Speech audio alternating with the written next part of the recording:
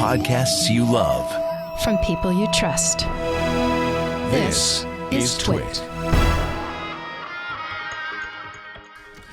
Hi, this is Leo Laporte, and this is my Tech Guy podcast. The show originally aired on the Premier Networks on Saturday, November 23rd, 2019. This is episode 1646. Enjoy. The Tech Guy podcast is brought to you by Ring Central. With Ring Central, you'll get everything you need in one place for all your business communication needs. With all-in-one cloud, phone, video conferencing, and team messaging, staying connected has never been easier. Save with Ring Central's holiday bundle offer you don't pay till 2020 when you go to ringcentral.com/techguy. And by Capterra. Find the right tools to make an informed software decision for your business. Visit Capterra's free website at capterra.com/techguy. And by Brave. Brave is the browser reimagined. Switch now to get unmatched speed and privacy and stop trackers from following you. Save battery life and earn rewards by opting into privacy-respecting ads. Brave is free and easy to switch to. Go to brave.com/twit and switch to Brave today. Well, hey, how are you today? Leo Laporte here, the tech guy. Time to talk computers, the internet, home theater, digital photography. We got your smartphones, we got your smartwatches, we got all that jazz. 8888 Ask Leo is the phone number if you have a question or a comment or a suggestion you'd like to talk. 888-827-5536. Anything that's on your mind. Had a long week of politics. No politics today, just tech. Just the toy store, the fun stuff. We can pretend nothing. It's just just the fun stuff. Although lately there's a lot of politics and tech, isn't there? And a lot of criticism of what they call big tech. I'm torn over all of this. And I was talking yesterday to a fellow geek who's been in the biz as long as I have, almost 40 years, He's a serial entrepreneur. His name was Scott Petrie. I interviewed him yesterday for one of our podcasts called Triangulation. And Scott's an interesting guy because he was at Apple during the Newton. He was a product manager for the Newton. He then went to a company he founded a company in 1999 called Postini, and a name you may not know. But the idea behind Postini was to fix the problem with spam. Because for in that era, that's all we talked about. Well, all this spam, my mailbox is filled with junk mail. What's going on? We don't talk about it anymore. And I think you can thank Scott and his team and Postini because they actually solved the problem of spam. Google bought Postini and rolled that into Gmail and the G Suite a few years later for something like $600 million because it was worth that much to end spam. And I was talking with him, and what I was talking about is how, and he said this, not me, but I agree with it. In the early days of the internet, we were all wide-eyed innocents. We all thought, oh, this is going to be great. Oh, boy, howdy, this is going to be amazing. Think of how the world is going to change. You'll have information at your fingertips. There'll be no fact you can't find. There'll be no, people... there'll be no more gatekeepers. If you want to write a blog, anybody can do it. You don't have to get the New York Times to print it. If you want to have a radio show, anybody can do it. You can do a podcast. You don't have to get a big radio station like this one to broadcast it. If you want to do a movie, anybody can do it. All you need is a personal computer, some cameras, inexpensive cameras, and you post it on YouTube, anybody. So the promise of all of this was so great. And then, a few years later, I think it started to settle in on people that these tools, yes, all of that was true. Everything I said was true. Imagine you have a supercomputer in your pocket, your smartphone that's always connected to the internet. Always, you can use it at any time to talk to anybody in the world, virtually free. You can, that's kind of amazing by itself. You can find any fact, just boom, like that, anytime you want. You can, it's an amazing thing. And yet, we've also realized that when you give everybody a voice, anybody a voice, there are some weird voices too. There's some negative voices. It turns out the internet is the best tool in the world for propaganda, and people with no conscience who want to use it that way are very good at doing that. And I think the pendulum swang. I mean, in the early days, we were all, wide-eyed optimists. And nowadays, I think a lot of tech people, and even non-tech people, especially non-tech people, are saying, oh, man, tech's a bad thing. Big tech, that's the phrase now. Big tech's a bad thing. Little tech's okay, I guess. Big tech's a bad thing. By big tech, they mean Google. They mean Facebook. They mean Amazon. Depending on who you talk to, they may also mean companies like Apple. Twitter. There's 5 right there. You could probably say that's big tech. Believe me, there's lots of other companies you've never heard of that are big tech. But those are the 5 we're going to, focus on. And I think the pendulum might have swung too far in the other direction. And this is kind of the political conversation in a way. And I'm sorry, I said I wouldn't bring in politics, but it's appearing in the political sphere. But let's take it out of that and just talk about it. There are benefits, right? I just mentioned one of the most amazing things. I mean, we kind of take it for granted now. But it's not hard for me to put myself, back in time. I've been doing this radio show a long time. And, I was doing this radio show in the early 90s. I remember looking at that weird Apple Newton, the thing you could handwrite on, and saying, if you could shrink that down and connect it all the time to the internet and put it in your pocket, man, that'd be pretty cool.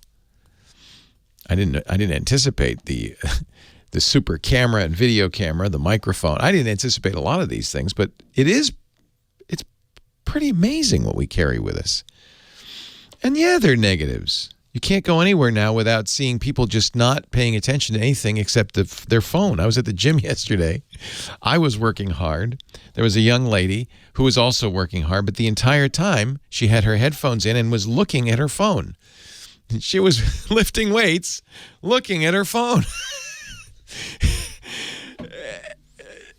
And it's because, honestly, I don't blame her. These things are amazingly addictive, right? Big tech. They've gotten really good at figuring out, what buttons to push to get us to come back again and again and again and again and again. And yeah, that's true. But yet, I don't want us to forget the really amazing benefits we also get out of this, right? So it's not just the bad stuff, and we see a lot of the bad stuff, and it's easy, it's the get off my lawn, you kids syndrome. And as I get older, I kind of start recognizing that feeling. Okay, boomer, I know what you're thinking. Okay, boomer. But honestly, let's not throw out the baby with the bathwater. There's some pretty amazing stuff that we are living right now. Did you see Elon Musk's space truck? He announced this week. They call it the Cybertruck. It's Tesla's next electric vehicle. Well, actually, it isn't their next electric vehicle. They've got one coming out next year called the Model Y. The Cybertruck is 2 years off. And I have to say, having been a longtime Tesla owner, I'm going to take anything Mr. Musk says with a little bit of a grain of salt. He says $39,000. I say, yeah, well, I'll believe that when I see it. Will it be out in 2022? I don't know. Maybe. I'll believe that when I see it. Nevertheless, you've got to applaud the guy for, don't we always say, let's think out of the box? Wow. Does he think out of the box? Right? I don't. Wow. Have you seen it? If you haven't seen it, find a picture of it. It was in all the newspapers. It's online. The Cybertruck. It looks like, well, frankly, it looks like you're going to war. It looks like, it is crazy. And I don't, it's, there were some mishaps in the unveiling. He, for instance, talked about it's made out of milled stainless steel. So apparently that means it's very, you can't, they fired a gun at it and stuff. You hit it with a sledgehammer, so you can't damage it, which is appropriate for a tank. I don't know if I really need that to pick up lawn trimmings. But anyway, they said, "Oh, and the windows, you can't break them," and they promptly broke them. Whoops. Elon, I think Elon was a little thrown by that. He kept looking back. There was a big hole, and then foolishly he said, "Oh, well, try the other window," and that broke too. So, not a Steve Jobs level performance, but still, I think quite fascinating. I really do. I love the guy because we live in an interesting time where people like Steve Jobs and now Elon Musk and Jeff Bezos just seem to feel there's no limit. I've got infinite amount of money. I have a lot of ideas, and you know what? I know it sounds crazy, but I'm going to do it. Okay. You go for it, you wild and crazy guy. You don't have to be interested in buying a Cybertruck to think this is a very interesting idea. My first reaction was, I think a lot of people had this reaction, that's the stupidest thing I ever saw. Who's going to buy that? But then I realized, wait a minute, why am I being so negative? This is great. Go for it, Elon. That's hysterical. What do you think? 8888 Ask Leo. That's the phone number. We can talk about that or anything else on your mind. 8888 Ask Leo. That's my phone number. Toll free from anywhere in the U.S. or Canada. Outside that area, you can still reach me. You just call via Skype. The website, techguylabs.com. That's free. That's no sign up. That's always there for you with the information you might want to know. I've just received the sad news. Scott Wilkinson, our home theater guy, has laryngitis, so more calls. That's all. He did send along all the Black Friday deals, and we can talk a little bit about that too, because it's coming. It's this Friday. This Friday. Is it a good idea to go shopping on Black Friday? We'll definitely be talking about that. 8888 Ask Leo. That's my number. Give me a ring. It's you and me for the next 3 hours. Let's talk.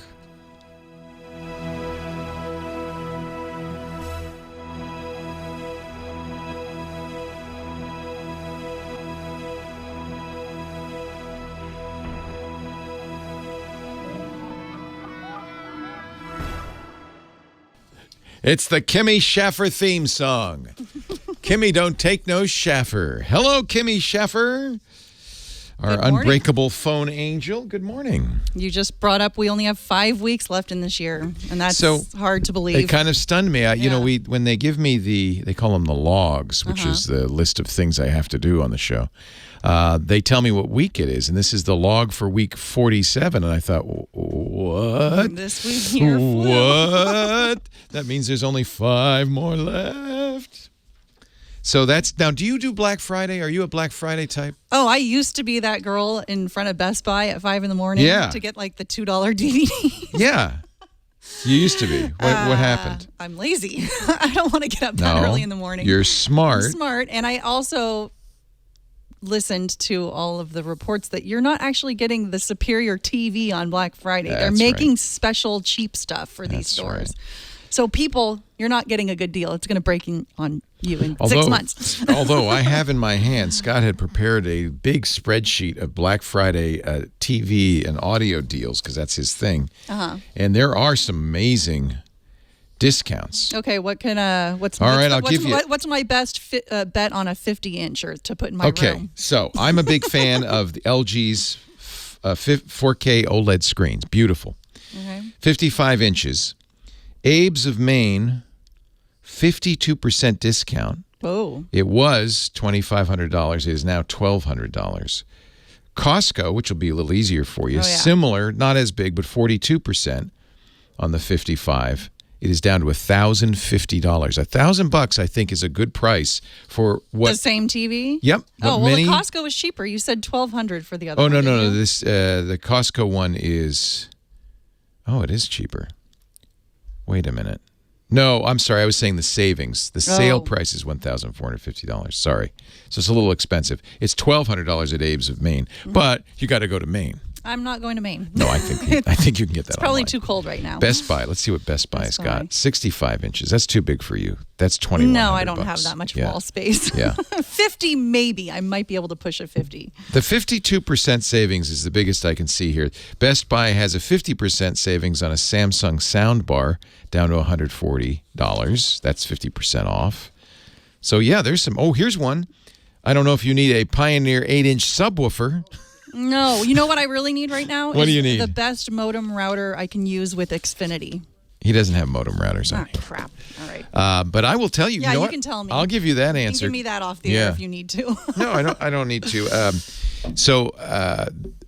And actually, this is good Black Friday advice, since we're talking Black Friday. Mm-hmm. There's a site, New York Times bought him. It was started by a guy named Brian Lamb. He was at Gizmodo for years. Know him well. Brian said, you know what we really need is a review site where instead of saying, this is 4 stars, that's 3.5, 2 thumbs up, all that, we just pick the best product in each category. Mm-hmm. Just the one. Okay. It's called The Wirecutter, and the New York Times bought them a couple years ago, thewirecutter.com. They do a Black Friday thing. In fact, they do an amazing Black Friday thing. They have a war room, and they get the prices, and then they see if they're good deals, and they tell you whether they're good deals or not. So that's a website to bookmark. They recommend a Netgear. Everybody's been telling me Netgear. Yeah, Netgear Nighthawk cable modem that is compatible with your Comcast Xfinity cable. You have to get the one that that's in their recommendation list. Right. Otherwise, it may not work. Their recommendation list is 18 pages. It's very long, which is good. That's good. It gives you the choice. I use an Aris from Motorola makes them now. That's what I currently have. Yeah. But I have to upgrade because they've increased their speeds, and right. I'm now. You want get ready for this. DOCSIS 3. Yeah. Yep. That's the protocol that the cable company uses to kind of maintain those modems. And let me see if my memory is good. DOCSIS stands for, are you ready? Data over cable service interface specification. I had to check the last 3. Data over cable service interface specification. That's what we call it, DOCSIS. Anyway, DOCSIS 3. 3.1's coming. So if you see a good deal on a 3.1 cable modem, go ahead and go with that. But you need at least DOCSIS 3 nowadays. Okay. Thank you for asking that question. Do I have any more? I only have 2 minutes before the break. Any more from me? No. Give me a caller. Ed from Claremont. Nice. He wants you to debunk something he heard on another radio show. I love it. Either debunk or confirm, I guess. Confirm or deny. Yes. Now we're in this congressional testimony parlance. Thank you, Kim Schaffer. Hello, Ed in Claremore, Oklahoma. Hello, Leo. Thanks a lot for taking my call. You're very welcome. Hope you haven't come down too much from that big trip you took. Oh, man. I like vacations. But you know what? Fortunately, I have a job to come home to that's actually pretty fun. So I can't really complain. Okay. It would be silly of me to complain. So what did you hear from somebody else? Well, this is a technology and consumer question combined. There's a radio talk show host that does his ad-lib commercials, and he's doing it for a small cell phone company. And he says all cell phone companies use the same towers, so it doesn't matter who you get. So a little primer on the cell phone tower business. I know there's 4 major companies. I don't know if there are smaller cell phone tower systems for regional or what. Yeah, there are actually 5 companies that have their own towers. It's Sprint, Verizon, AT&T, T-Mobile. Those will, I think, soon be merged, and then U.S. Cellular. It is not the case always that companies share towers. They don't share equipment, but they sometimes are on the same pole. In fact, they often are. If you drive around town, especially if you're in a city, cell phone sites have a unique look. Their antennas are kind of, it's hard. They're rectangular. If you drive around, you'll see them, and you'll see sometimes on one pole 5 or 6 stacked. Yeah. But that's different companies. So he's not lying. I think what he's talking about when he's talking about a small company is there are a lot of what we call MVNOs, smaller companies that reuse or resell the big companies' connectivity. That's probably what he was talking about. But no, each company has their own. That's actually a really complicated question. Because there are certainly shared towers. It's not unusual, but in general, these guys have their own networks. Here's why. They have to provision that cell site, right, with not just phone connectivity, but data. And so each of them is provisioned. Verizon doesn't provision Sprint towers. That would be nutty. On the other hand, there is a great expense to getting these things put up. Right. And if you think about it, a lot of municipalities, a lot of neighborhoods don't want towers. So for that reason, sometimes they'll share in that respect. But I don't think that they're sharing the antennas. They use different antennas. Right. Well, so what I'm trying to get at is, so if they are all, if you're going to get the service, no matter where you go, no matter what company you're with, why not go to an independent, less expensive? That's a very good question. Cellular one or something like that, and since they're using everybody's stuff now. So we have. I'll give you an example. We have a advertiser called Mint Mobile, one of these small ones. There's a lot of them. Ting used to be. So what Mint Mobile does, and this is an MVNO, mobile virtual network operator, is they buy connectivity from T-Mobile. So you'll be using exactly the same T-Mobile cell that somebody who's a T-Mobile customer will, and you'll be paying less. But in the contract, T-Mobile reserves the right, and this is true of most MVNOs, for instance, to favor their own customers. So if a site is congested, T-Mobile customers might be prioritized. And there's things that T-Mobile does that Mint Mobile won't do, for instance, international roaming. So it's more than just what tower you're using. In general, though, Straight Talk is another very popular one. You go to Walmart and you can get Straight Talk. They resell Sprint, T-Mobile. In general, if you're getting good connectivity with one of the big four, let's say Sprint works great for you, you could go to somebody like Straight Talk and buy it from them instead, and you will get, in almost every case, exactly the same results. Well, I do know that places like the Pacific Northwest, I've been up there with my AT&T, and I've been at places where I could not get any service, and the person sitting next to me was on Verizon, and they were just talking away. Yeah, it just depends where they put towers. Sprint's great in Kansas City, Missouri, because guess what? Yeah. That's where their corporate headquarters is. I had a little discussion with them about that once. But one thing that I learned once when I went to this company that he advertises site to see what their coverage was. Oh, never trust the coverage maps. I looked at all four of the big four, and they were just red all over the country. Yeah, of course. And this one company that he's advertising, saying they all use the same towers, their red was on a very narrow band from northeast to southwest. It's so complicated. That at all. It's so complicated because it also depends what frequencies they're using. It depends what the terrain is like. Right. So it's not at all unusual for somebody to buy cell phone service, get home, and they got no bars. That's not unusual. You got to find the one that works best where you are, and no coverage map will tell you that. You just have to try it. I noticed that. My run-in with Sprint, now this was 20 years ago. Sprint, the story of Sprint's interesting. It's Southern Pacific.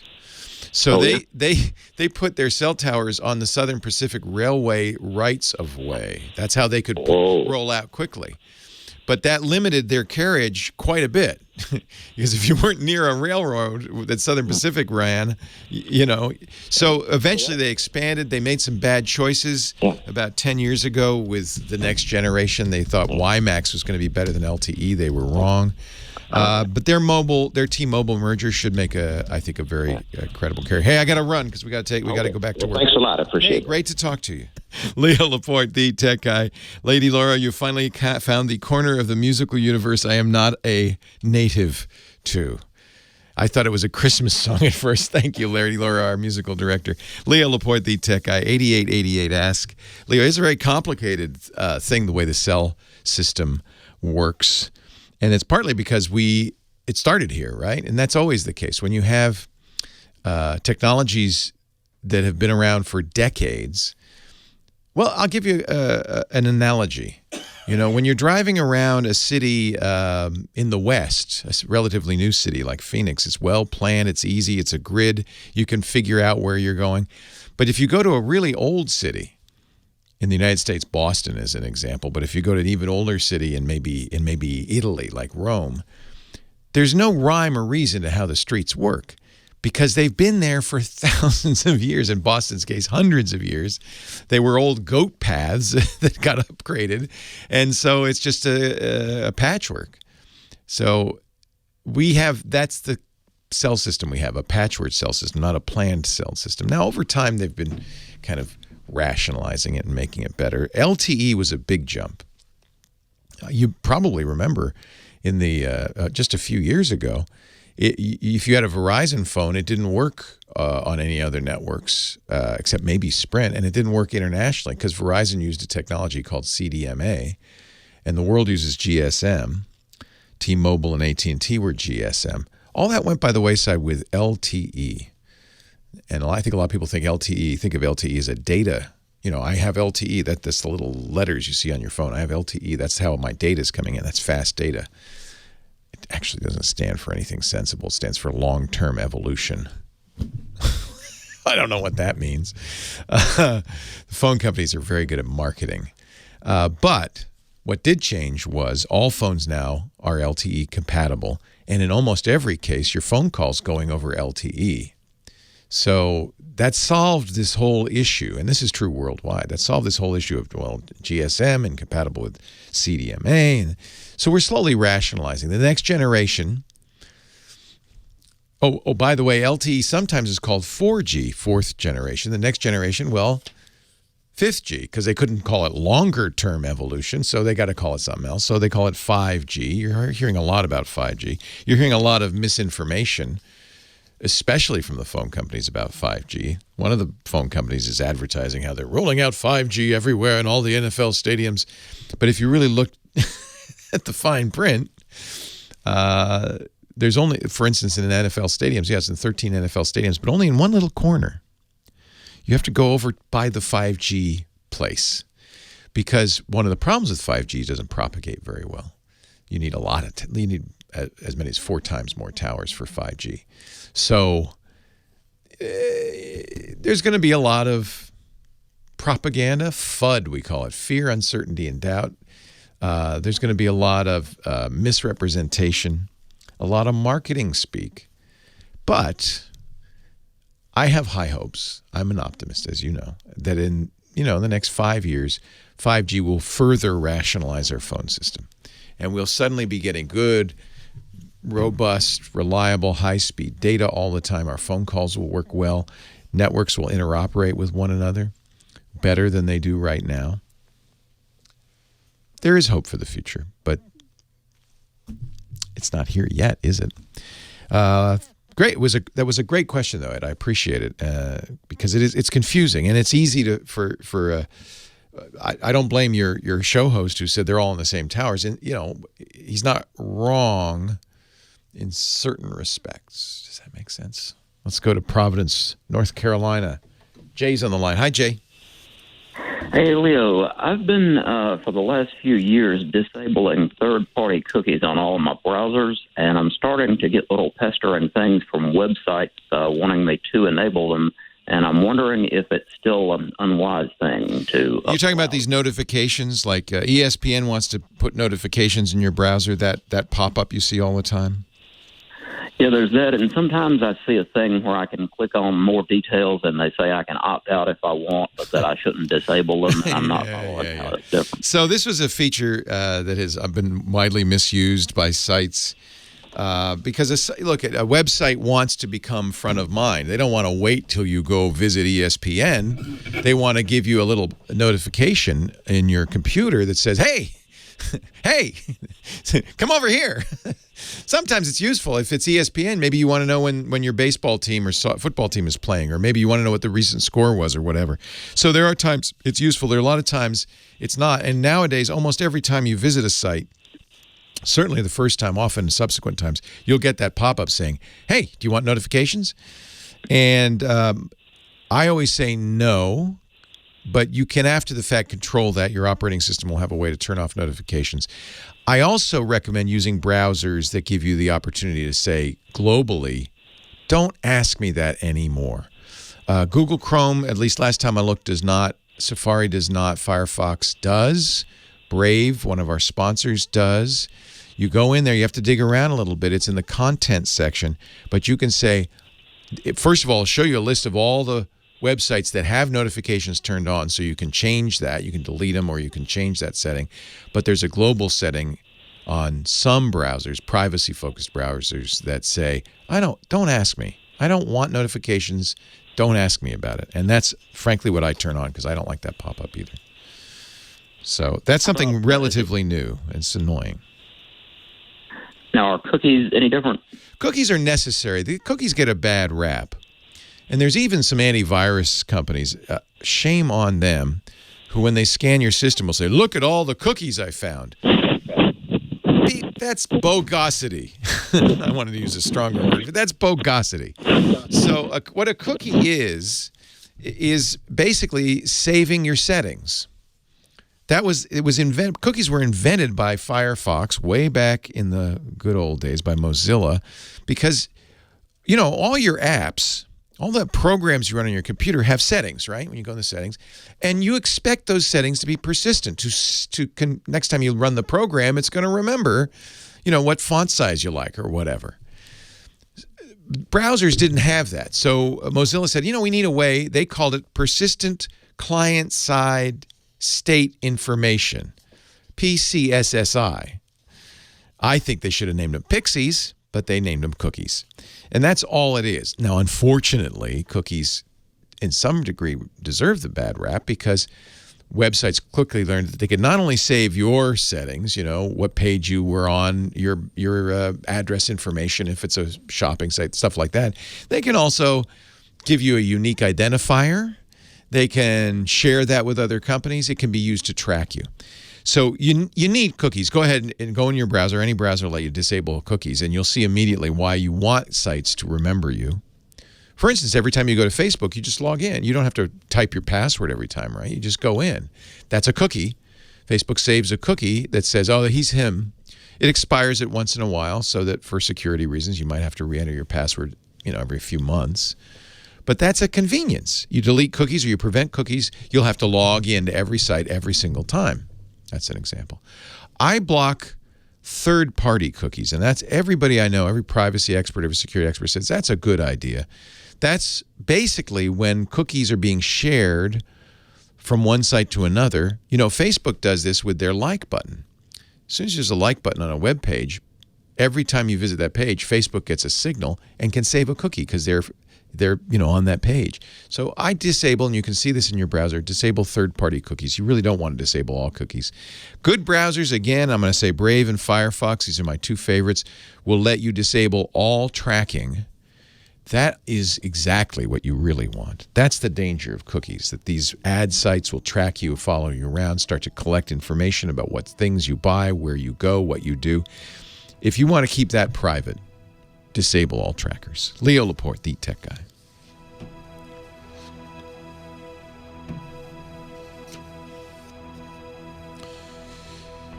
Yeah, my Brave and Firefox are at this point, I wouldn't use any other browser. You use Brave if you need Chrome compatibility, which you unfortunately often do.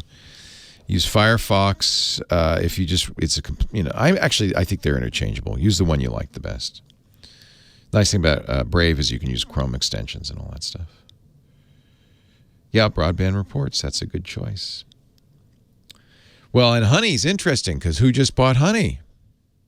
Honey's actually, I should bring that one up because that's a fascinating story. My wife uses Honey. It is a Chrome extension or browser extension that when you go shopping, it'll say, oh, you want a coupon for that? I can save you $12. And she loves it. And I said, but Honey is, the reason it's free is they're following you around. She says, I know, I don't care. I'm saving hundreds of dollars a month. I said, oh, okay, good. As long as you understand that. So PayPal just bought Honey. Now remember, Honey doesn't charge you anything. Honey makes its money by following you around. What do you think that's worth? PayPal paid $4 billion. $4 billion for Honey. That's how much following you around on the internet is worth. Isn't that amazing? $4 billion in cash. Wish I'd thought of that. So that's a very good example of effectively why. And the problem is cookies don't work as well as they used to, right?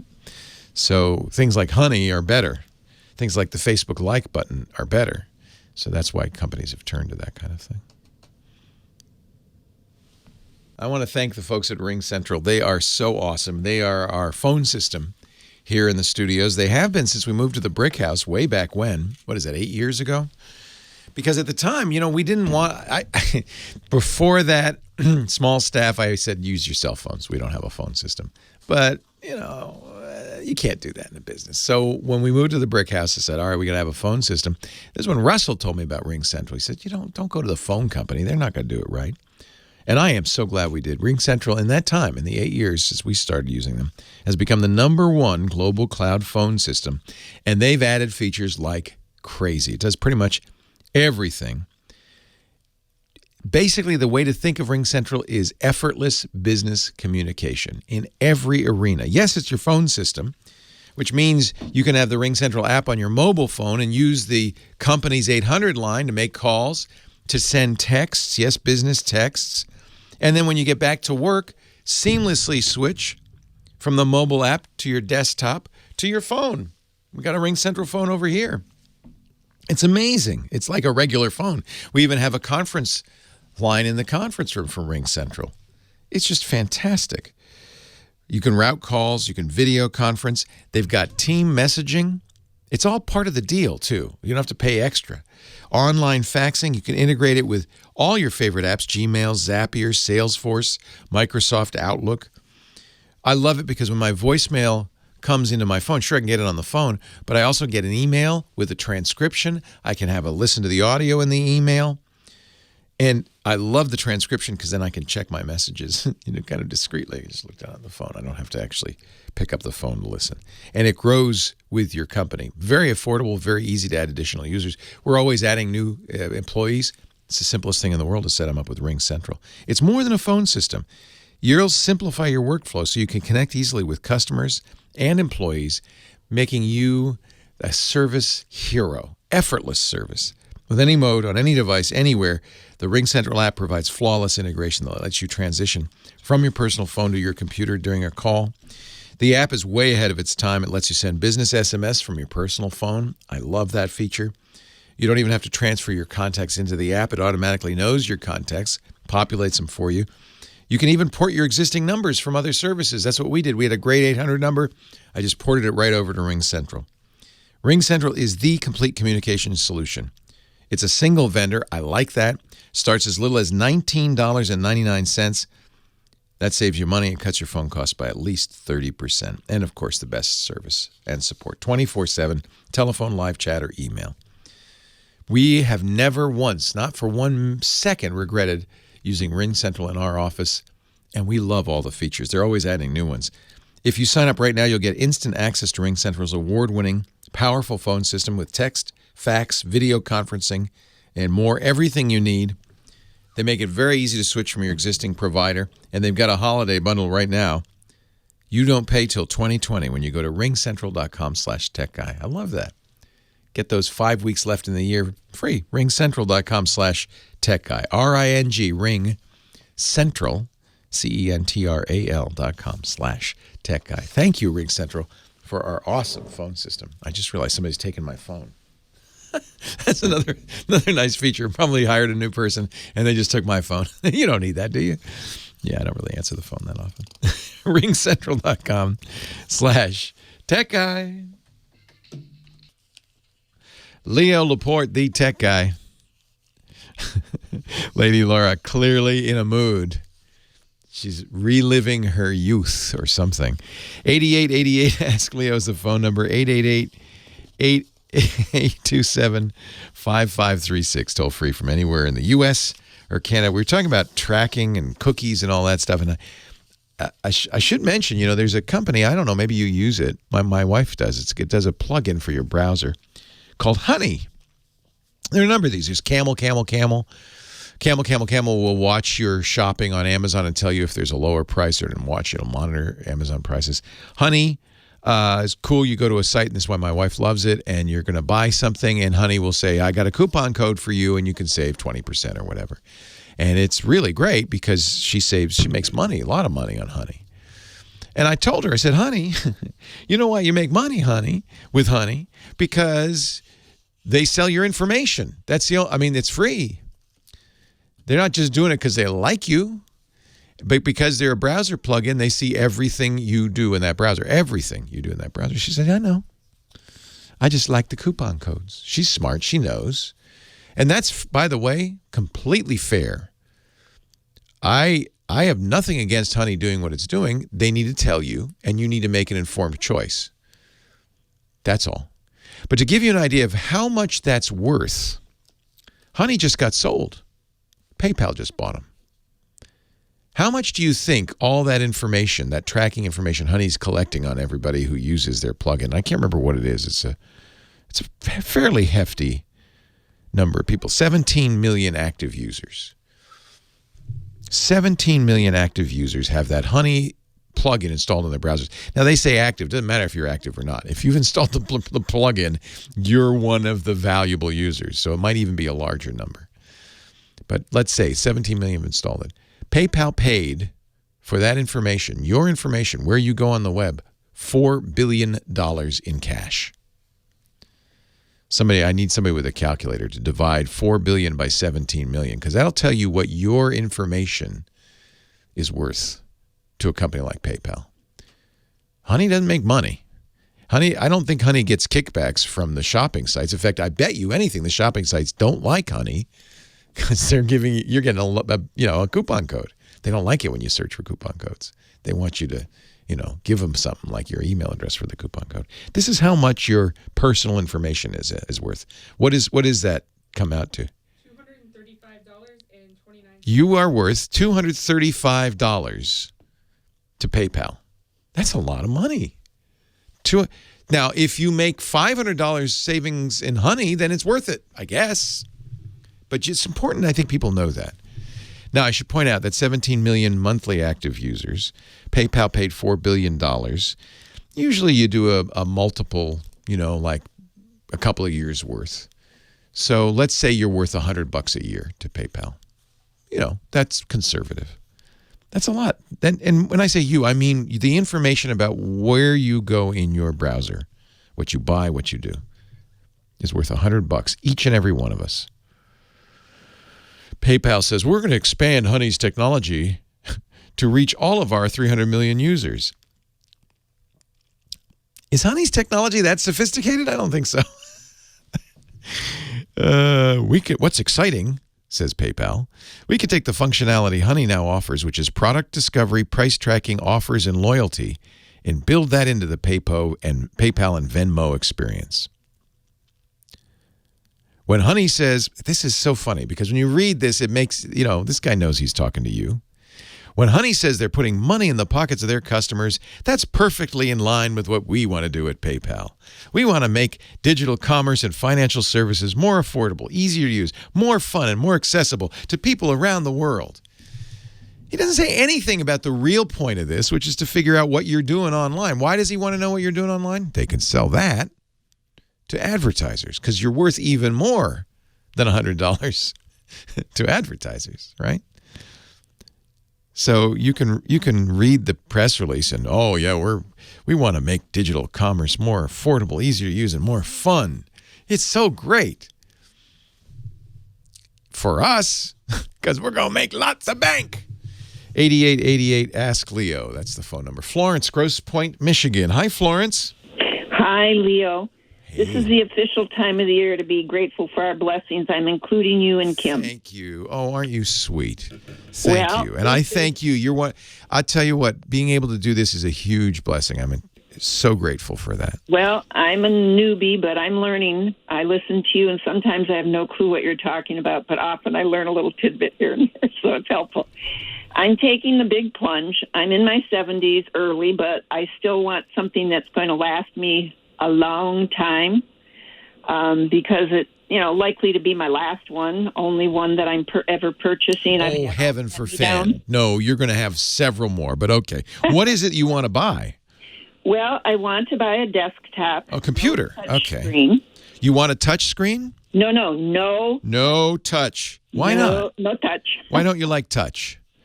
I don't know. Sometimes I've never experienced one, but I know in the stores when I have to touch their screens, it's so frustrating. Yeah. Yeah, and the other thing about touch screens is they get fingerprints. So I thought maybe you had grandkids who were coming over with sticky fingers. No. Okay. Just feel more like I have better control with the mouse. Of course. Even in using a desktop, I don't like the mouse pad. Yeah. I like to, This is why Apple has for years avoided touch. Microsoft went all in on touch. Many, many Windows computers have touch. No Macintosh do. But I'm not going to recommend either for you.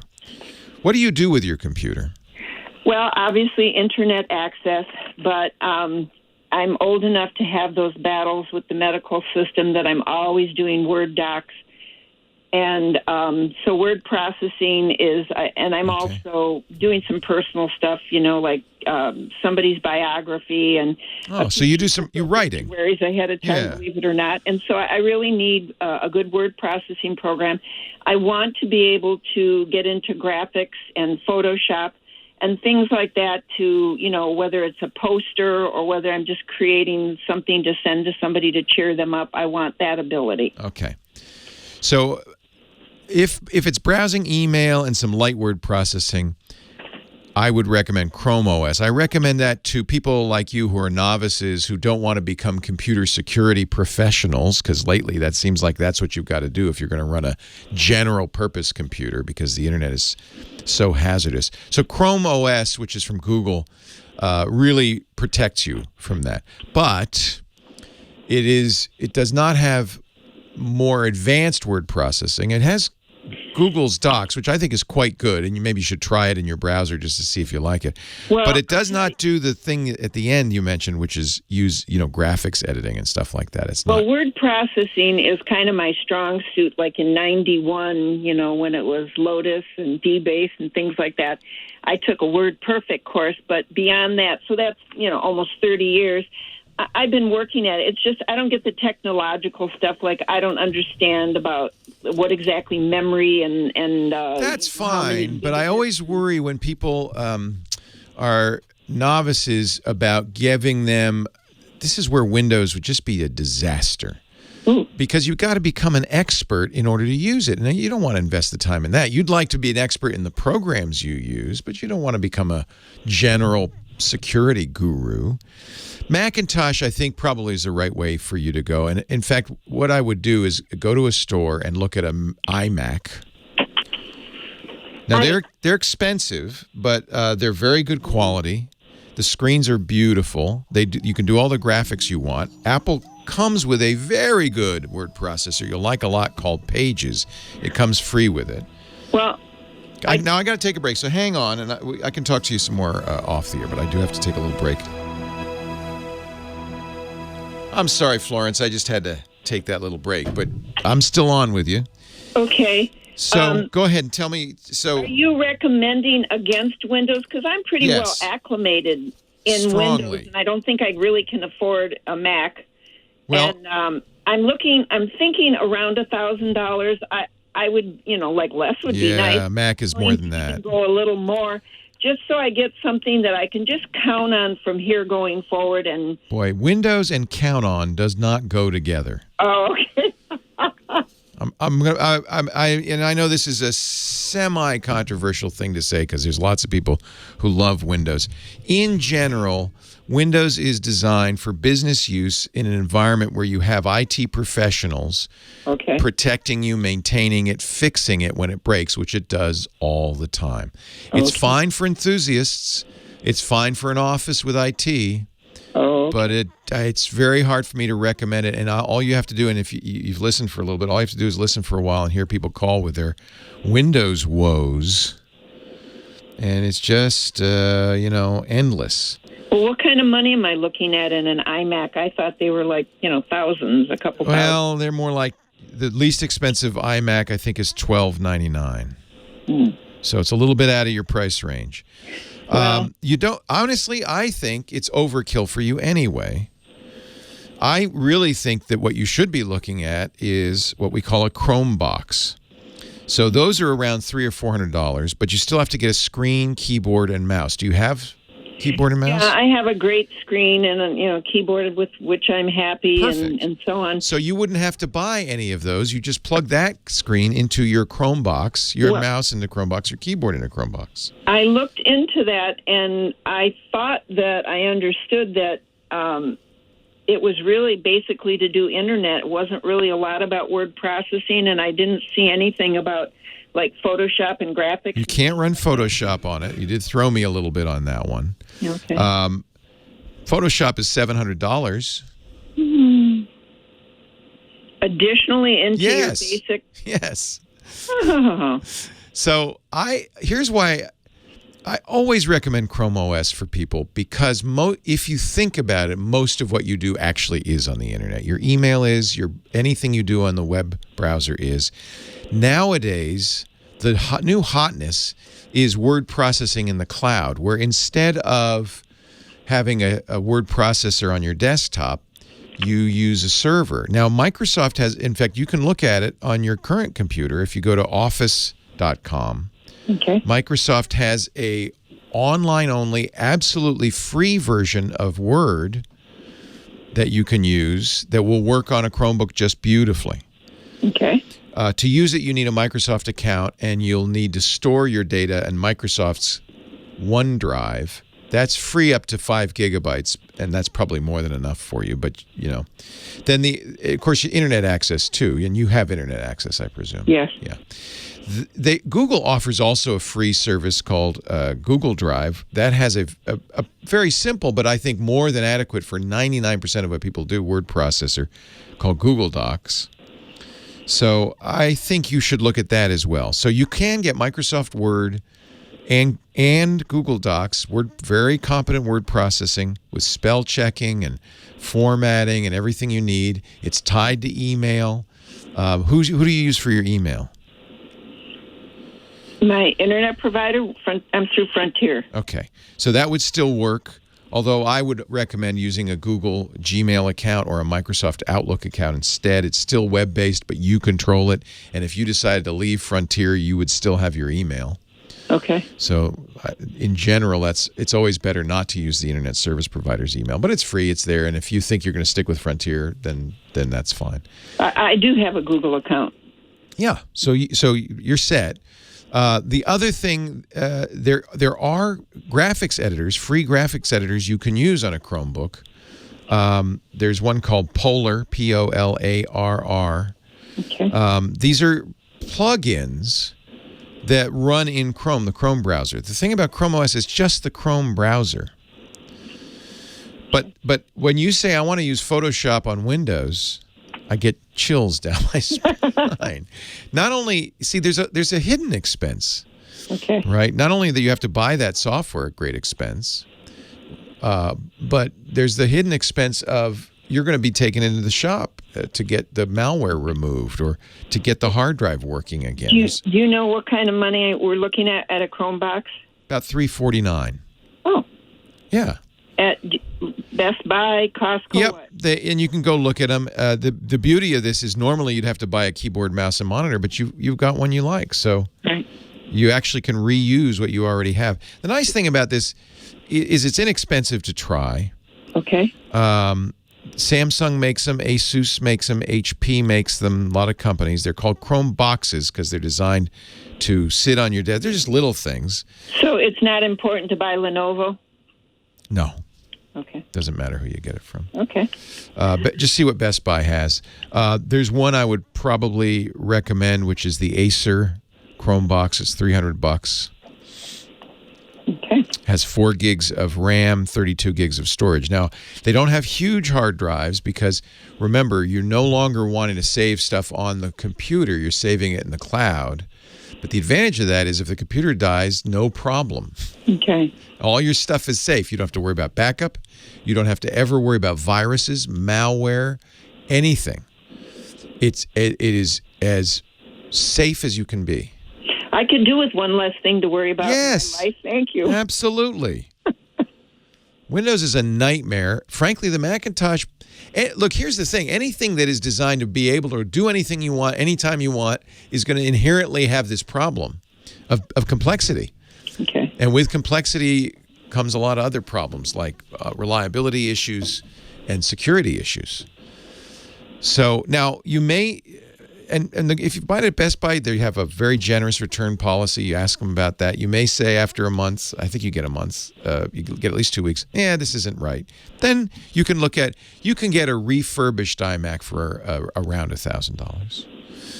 I'm sorry, for around what? $1,000. If you go to but only get it from Apple. It's Apple's Macintosh outlet. Okay. And you can go there. But even a Macintosh requires some security knowledge and some carefulness. Apple's done a very good job of locking it down, in my opinion. Okay. The other problem you have with Macintosh is, you're going to have that problem with anything you buy. After a few years, companies stop supporting them. Yeah. Which is unfortunate because there's nothing wrong with these things. There is one other option, since you have a keyboard, mouse, and monitor. It looks just like a Chromebox, but it's a Macintosh Mini, and it's about $800 or $900, same price as a iMac. But since you already have the monitor, keyboard, and mouse, you can save some money. Okay. So look at a Mac Mini, but honestly, I still think you'd be better off with Chrome OS. Okay. Yeah. Well, thank you very much. That was Florence. thorough. You're so terrific with callers. You're always so kind and don't cut people short, and I so appreciate that about you. So thank you again. I'm grateful to you. Happy Thanksgiving, Florence. God bless you. Thank you. Bye. God bless you. Take care. Well, hey, how are you today? Leo Laporte here, the tech guy. Time to talk computers, the internet, home theater, digital photography, smartphones, smartwatches, Grumpy Cat. I don't know why I said that. And it was on the cover of the Sunday Times last week. A very wet and grumpy cat. Not the Grumpy Cat trademark. A grumpy cat. The cover of the New York Times Magazine. So the internet didn't turn out the way we hoped. This is what I was talking about last hour. The internet turned out exactly as we thought it would. It's just that we forgot about the world. And it's going to reflect the world. And you know what? There's bad people in the world. There's good people. There's bad things in the world. There's good things. That's the internet in a nutshell. 8888 Ask Leo. That's the phone number. 888-827-5536. That's toll free from anywhere in the U.S. or Canada. 888-827-5536.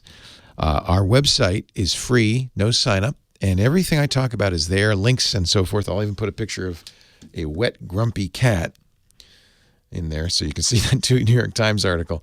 That website is techguylabs.com. Techguylabs.com. Let's go back to the phones because Kim's working overtime getting all these calls in here. We go to Long Beach next. Alex is on the line. Hi, Alex. Hey, Leo. Good to talk to you. Hey, so I don't have cable. I'm going to buy a new smart TV. And I thought, you know what? I have 3 lines that I paid for with T-Mobile. You know, all I'm really going to use the TV for is I want Netflix, YouTube. I don't know. That's pretty much it. Yeah, but that's funny because all of that's internet stuff. Oh, it's true. But I don't want to get locked into a contract with Frontier or Spectrum, which are local companies, only Spectrum.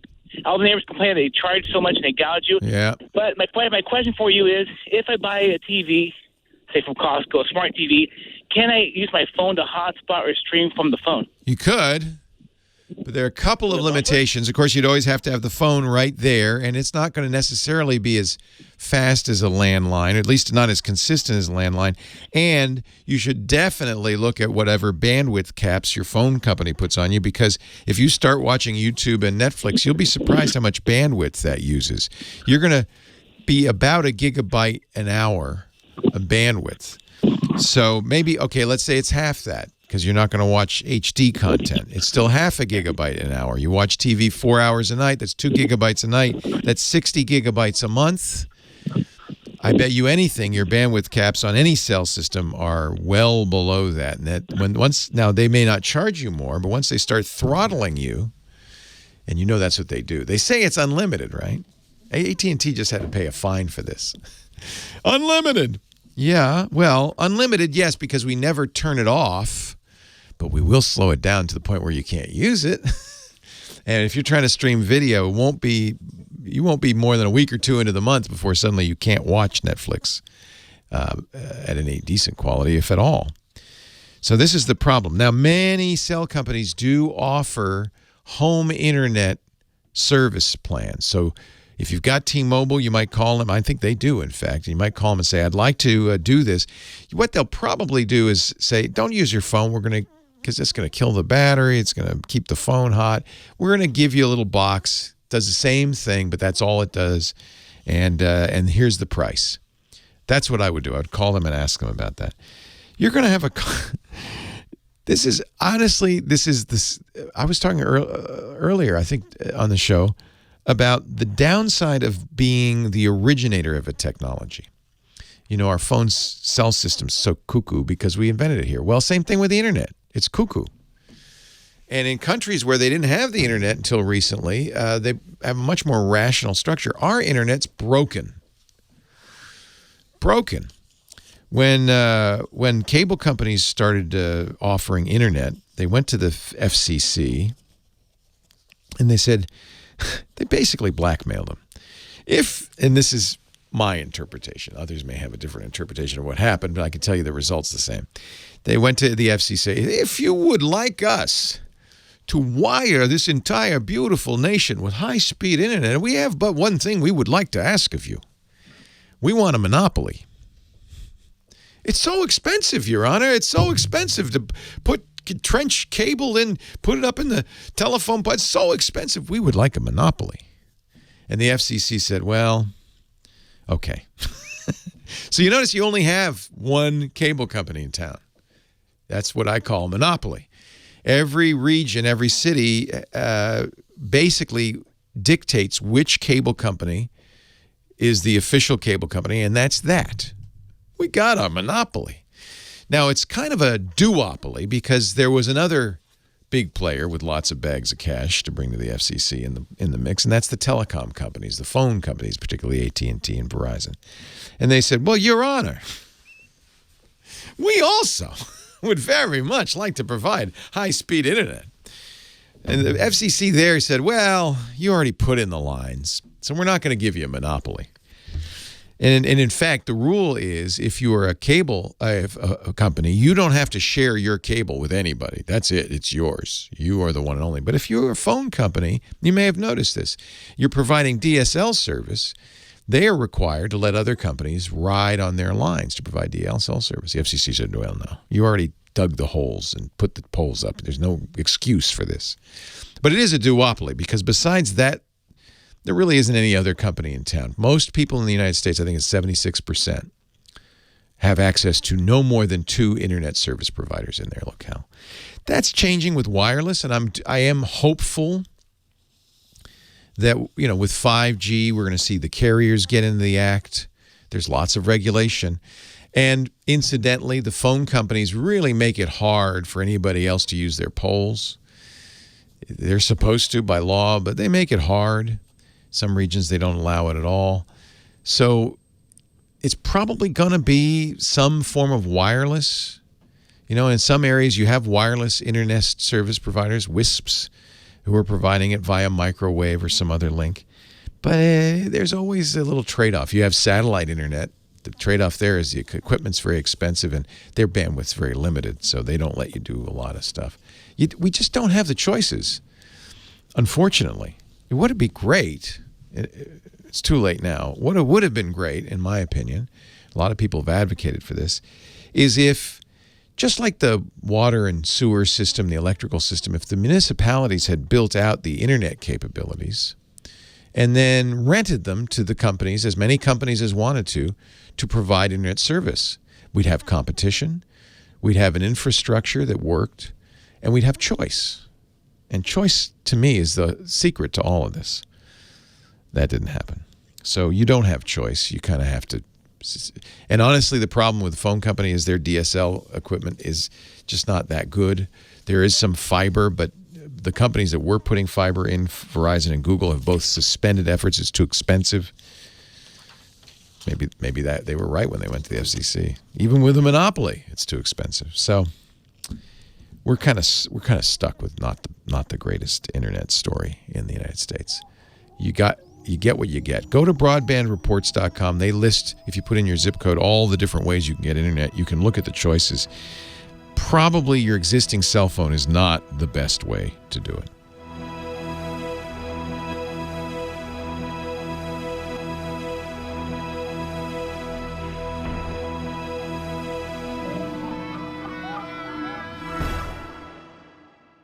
Our show today brought to you by Capterra. Are you in business? You probably use software. What business doesn't use software, right? Software is the key in any business these days, but a lot of times businesses use the old stuff that somebody wrote way back when, something custom built that the boss's cousin's nephew Joey wrote, but now Joey is moved back east and he's not maintaining it and you're suffering with it, and maybe it requires Windows XP and Internet Explorer 5, and that's just a recipe for disaster. The good news is there's modern, up-to-date software for every business, including yours, and I've got a place you can find it right now easily. It's called Capterra. Capterra is the leading free online resource to help you find the best business software. They have it all. 700 categories, thousands of programs, kind of general business programs like CRM and ERP and digital workplace software and video management software, that kind of thing. And specific line of business software, yoga studio management, dog groomer management, whatever your business is, realtor, insurance broker, there's software for you. Capterra makes it easy to find, too. You search for the software you need, narrow it down. They have filters that are specific to that category, so you can say, do I want it on premises, on the hard drive? How many customers do I want? How many seats do I need? I want 5-star rated only, and that kind of thing. And then you can even make a comparison chart like they do in the magazines between the 4 that you really like, and you can look at that. But here's the best part. Nobody's got this. Capterra has more than 1 million real reviews from real users. They vet them very carefully. That means you're guaranteed to find all the information you need right there on the site. And you'll never buy a program that's no good because you'll know from the reviews. Validation you can trust. You'll be confident with your purchase. Capterra believes software makes the world a better place because software can help every organization become a better version of itself. You need Capterra. Don't suffer with that old software. There's better stuff, and you can find it at Capterra. Did I mention free? Like completely free. I think one of the reasons there's so many reviews on the site is people feel like, wow, this was great. I got to leave a review, is at least pay it forward somehow. So leave a review if that makes you feel better, but you don't have to give them any money. CAPTERRA.com/Tech Guy. Use that address so they know you heard it on the Tech Guy Show. We really love Capterra. They're back again next year. They're one of our favorite sponsors. Well, they're all our favorites, right? But Capterra is a great company, doing a great service, absolutely free. CAPTERRA.com/Tech Guy. Show them and us some love by going to CAPTERRA.com/Tech Guy. Capterra. Software selection simplified. Leo Laporte, the Tech Guy. 8888. Ask Leo, the phone number. Let's talk high tech, you and me, baby. 888-827-5536. Line 1, Charles, Redondo Beach, California. Hello, Leo. Thanks for taking my call. Hey, Charles. Yes, go ahead. Oh.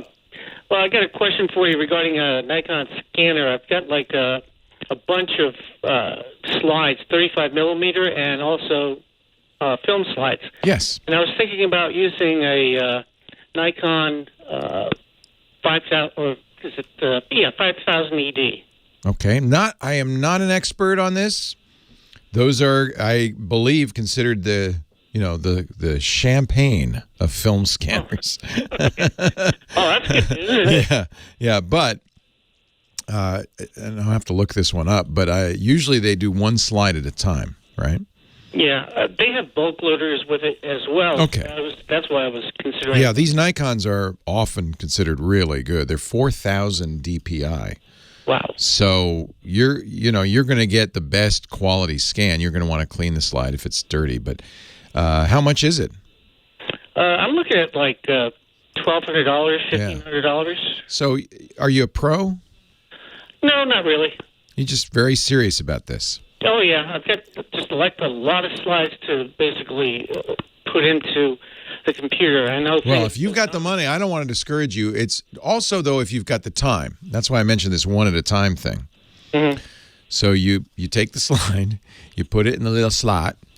It goes, and 20 seconds later, it pops out, right? That's one slide. 3 a minute, 180 an hour. It's good for people who are retired. And this is probably, the best way to home scan if you're going to do it. You can buy, Epson and others make slide scanners. You have to get, if you think about it, scanning a slide is different than scanning a piece of paper. With a piece of paper, you bounce light off the paper into a camera. With a slide, you shine the light through the slide into a camera. Right. So, but they do make dual-purpose scanners that have light cameras on the same side, but the lights on both sides, that kind of thing. And those are good ways to go as well. A little less expensive in most cases. A lot of times, the one I use from Epson has a rack that you could put something like 6 or 7 slides in, so it's marginally faster. I would look at the bulk loader because do you want to sit there just feeding every 20 seconds, feeding a slide? I hope you have some good TV to watch. Yeah, right. So that's just something to keep in mind. Honestly, the quality of this is going to be as good as anything you get. You can send them to service bureaus. A lot of people do this. And they're basically doing the same thing with a bulk feeder. And you'll pay for it. So that's the other thing. Investigate what a service bureau will do. I had my slides scanned. Actually, my sister did it.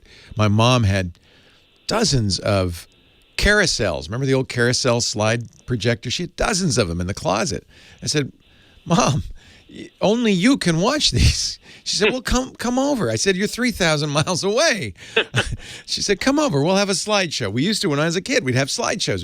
Dad would set up the screen. We'd set up the projector. He'd have the remote. You've been there. You'd hear the hum of the fan. And here we are on the steps.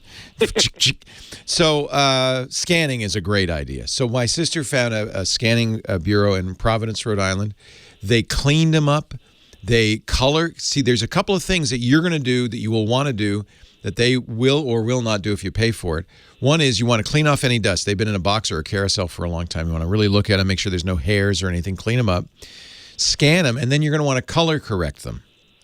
Because, for instance, Ektachrome has a blue cast to it. It's a very discernible blue cast. So you're going to want to fix that by shifting the white balance a little bit. All of this you can do, and you're going to get great results. It's just how much time you have. Okay. Well, does it have a good resale value if I just go out and buy it and then... Yeah, I bet it would, actually. Here's how you check that. Go to eBay and search for CoolScan 5000 ED. See what people are selling them for. Okay. In fact, maybe you should get a used one, because clearly that's what happens. People buy them, they scan their slides, and they're done. You're not taking new slides in most cases. Very few people are taking slide film anymore, right? Right. And they're done. Or, more likely, they've realized this is 20 seconds every slide of the rest of my life. And they go, I'm selling it. Honey, I'm selling it. So either way, I bet you that you can get deals. So maybe you should look on eBay and see if you can find a good deal on that. $1,200 new, but I bet you it's half that in the resale. Okay. And for you, half that would be great. Yeah, that would be, I could afford something like that. You'd be happy with that. That's right. Yeah. Or you put a sign out in your lawn saying, slide scan, 10 cents a slide. Make a little money on the side. Yeah, right. That would be great. One more question. Yes, but this is the king of the hill. This is as good as you can get, for at least at home, for that price. Does it also do negatives like they had the things? I know that the slides come in individual packs, but what about on a roll? Like if they're cut up and then stuff. I don't think this one will. Some will. Yeah, you have to look at the specs carefully. Yeah, if you have a roll of negatives, it should. I don't know why it wouldn't, but they have to. Obviously, the feed is different. Okay. So I don't see that on the specs here, but I don't know. 35 millimeter slides, 35 millimeter film strips, APS film with an optional adapter, and prepared slides with optional medical slide holder, it says. So it doesn't sound like it does negatives unless 35 millimeter film strips. Well, those are film strips. Yeah, I mean, it does do those then. It would have, have a feed on one side and a feed on the other side. Nikon makes the best. Absolutely. Okay. All right. Thank you very much, Leo. Appreciate the call. Great question. That's I always tell people it's not so much the price up front. I mean, certainly it's part of it. It's the price and time and effort. But if you really care, I have to say, we found a good place. We got those slides back. They sent us DVD or CDs. It was old and not long ago, and it was CDs. And I had a couple, and then I made more. And eventually I just put them online, so all my family members have access to it. There's a private folder in my SmugMug page. And that's great. Now everybody, these slides that were locked up, in effect, in these Kodak carousels in my mom's closet, now the whole family has access to. And it's fun. It's pictures of my youth. I've showed them to people before on our podcasts because I have them online. And it's really nice to have. Plus, then, you can edit them, photo edit. In fact, our photo guy, Chris Marquardt, who's a big film buff, shoots a lot of slides and negatives. That's how he works. He'll shoot the film, but then scan it with a high-quality scanner so that he can run it through Photoshop and Lightroom and all the other digital tools. So you get the best of both worlds. See? 8888 Ask Leo. That's the phone number. More of your calls still to come. Leo Laporte, the tech guy. Oh, Johnny Jet's next, our travel guy. Stay here. Johnny Jet is a traveling guy, but he's back home. Hello, JJ. Hello. How you doing, Leo? I am well. You were visiting your dad. It was his, birthday? 91st. Holy cow. A few days before that, I was in Europe. Then I flew to Florida to see my dad. And then I went to the Focusrite conference, which is a great travel tech conference.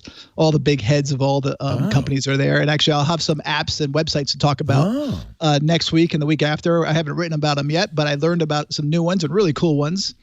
And then I told my dad for his birthday I would take him anywhere in the world he wants to go, which I have been doing for the last 15, 20 years. That's what I do for my kids. It's really sweet. And I would do the same for my boy when he's and my daughter when they're older. But usually my dad chooses Vegas or Saratoga in August. He likes the races. He loves the ponies. Races, gambling. He's everything that I don't like. And sometimes he chooses Italy. But anyway, this year he chose to meet his granddaughter. Oh, he came out with you. Yep. So I cashed in some miles. And actually, we flew on Wednesday because American had a deal for the 777, 32,000 miles for a lie flat seat for him. Oh, how nice. And since I have elite status, I bought a $176 ticket for myself. And I got upgraded because I have executive plat status. Because I picked the flights that you can see before you book them if they're open or not, especially in business class. And so before I book, I look at the flight loads. And actually, a great website for that is expertflyer.com. I don't know if we've ever talked about it. I'm sure we have. Haven't. Well, I don't remember it. All right. Expertflyer.com. So this is a subscription. So it's $9.99 a month, or I think $99 a year. And this is for not the average flyer. This is for someone who flies a lot. You really need to learn the lingo. Actually, I'll tweet out. I wasn't planning on talking about this website, but I will now. And when I find my article on it, I will tweet it out and put it in the show notes because it will give you a step-by-step guide on how you can read it. Because you go in, you put in whatever airline you're looking at or booking on, and you can put in your city pairs, the airline, and then it will show you how many tickets have been purchased.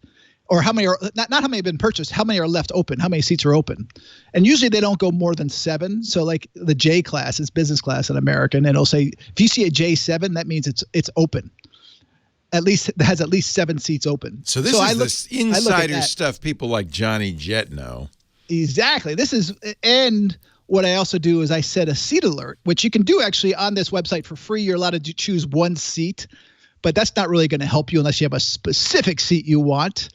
But what I do is I can set like I want all aisles or a window, whatever I want. You can just tag it all, and then whenever that seat opens up, you'll get an email, and then you go right into your reservation and you quickly change it. Because a lot of times, frequent flyers are getting upgraded, the last few days. Or a few days prior to the trip, or even the last day, and then you go in and change your seat, and it's it makes a huge difference. So I prefer when I'm flying coach, I prefer either the exit row aisle or the bulkhead, which is the first row in coach, usually has a wall in front of you. Why do you want the bulkhead? I don't like it because I have to put my laptop up in the bin. I can't put it under the seat in front of me. Well, I'd rather have the leg room. Oh, you get more leg room on that? Oh, you do. And especially when you're traveling with a young, like when I'm traveling with my son, my wife and I would book that whole row. We wouldn't pick a flight unless that whole row was open. I feel like they should do something extra with that bulkhead. Like they should give you a big TV screen or, I don't know. I mean, listen, they still, it depends on the bar. airline. But it costs more unless you're a freaking flyer, then you get it for free. But and they go quickly, so that's why I book a lot of my flights way in advance when I'm traveling with my family, just so I can make sure I get that row. Yeah. But so that's expertflyer.com, and we should talk about this another time because I don't have all my notes in front of me about it. But there's a lot of different great tools on this website. Yeah, but it really does help you find the best seat. Also, prepare better, and it also shows you the aircraft. What's the safest seat on the plane? Well, everyone will tell you something different. I mean, some people say first class, some people say the last row, some people say right above the wing. The advantage of the last row, it's going to be the last one to hit the mountain. Well, it only gives you a little bit more. Unfortunately, that SFO crash a few years ago, the Asiana, was it Asiana? Oh, yeah, people fell out the back. It was the last row that was the problem. The tail gut. And there's other ones that say first class is the worst, so you really never know. It just depends what happens. You're safe. But, you know what? The safest seat is not the seat in your car; it's a seat in the airplane. Without a doubt. I mean, I've said this once before. I was flying L.A. to London, and British Airways. The pilot got on when we landed. Said, "You know what? Now the safest part of your journey is now over. Be careful on those freeways." Yeah. And he's absolutely right. Yeah. But it's just what you're used to. We're all used to driving around. We forget how hazardous it is. Right. But I like to be by the wing or in front of the wing because it's either usually quieter, and above the wing is usually it's not as bumpy. It's more stable. Yeah. Exactly. That's the word I'm looking for. In the back, it can be a lot more bumpy, and it's either really hot or cold back there. So the temperature, depending on the cabin, I mean, it could, there could be different microclimates inside one climate, in one side one cabin. Where are people with companion ostriches most likely to sit? That's where I don't want to be. I don't know if you saw the Delta one this week. I think it was Delta. They had 2 Great Danes in business class. You got to see the photo for that one. Great Dane is not a companion animal. A Great Dane is a passenger and a half. There are 2 of them. But before we go, I want to still have to buy a ticket for them, don't you? Yes. Okay. No, you do not. That's why they do it. You don't? No. Nope. But they were not supposed to be dogs that large. Are not supposed to get on the plane unless it's like a seeing eye dog or anything like that. This was a service, not a service animal. This was a comfort, an emotional support animal. So they actually, someone wrote a big blog post about how these people definitely scam Delta, and that usually doesn't happen. So I wouldn't try it again. But because this is Thanksgiving, if you have any questions about what you can bring on and can't, and the TSA was just talking about how you can now bring a fully cooked turkey through in your carry-on if you want, and all the sides. Because we have not had any incidences of turkey bombs, so it's okay. Yeah, but you can. The TSA actually does a really good job at on Twitter. So the handle is Ask TSA. So at Ask TSA, you can just tweet them your questions, and they'll respond. Their hours are 8 a.m. to 10 p.m. Eastern on weekdays and 9 a.m. to 7 p.m. Eastern on weekends and holidays, and they will respond to you. So you can even test it out in commercial and see how it goes. Can I bring stuffing? You can. Actually, last Thanksgiving, we flew. My wife and I and my son, we were in New York, and we were going back to L.A. the Wednesday before. We went and got a really good pie in New York City and brought it to our cousins. What a good idea. And we brought it right through carry-on. And, what a good idea. A big apple pie. But do I have time to mention one more? Yes. There's some really good deals right now. Okay. To Australia, $639 round trip. You can go. $639 round trip to Australia? Well, and actually last week, Qantas was having a 100th anniversary sale where they're selling $100 round trip tickets, and I did an email newsletter on that. But you had to act quick. But now they're only $639, $695. So definitely get on. It's usually March, April, May when it's slower down there. And also Europe right now you can go to Italy in January, February for like $329 round trip. So Les Nessman was right. Turkeys can fly. Turkeys can fly. He's absolutely right. But don't bring a Great Dane as a companion animal. You found it there. Are they Great Danes? They look like Great Danes. I don't know what it is. It's big. It's I think it's a horse, a small horse. They're great, Dave. Johnny Jet's fare alerts are great. He has you can subscribe to those on his website, johnnyjet.com. You can also follow him on Twitter, Johnny Jet, or Instagram. In fact, I do all three. johnnyjet.com. Thank you, Johnny. Happy Thanksgiving. You too. That is crazy.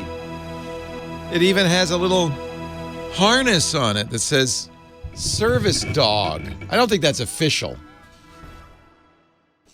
Leo Laporte, the tech guy, 8888. Ask Leo. That's my phone number if you want to talk high tech.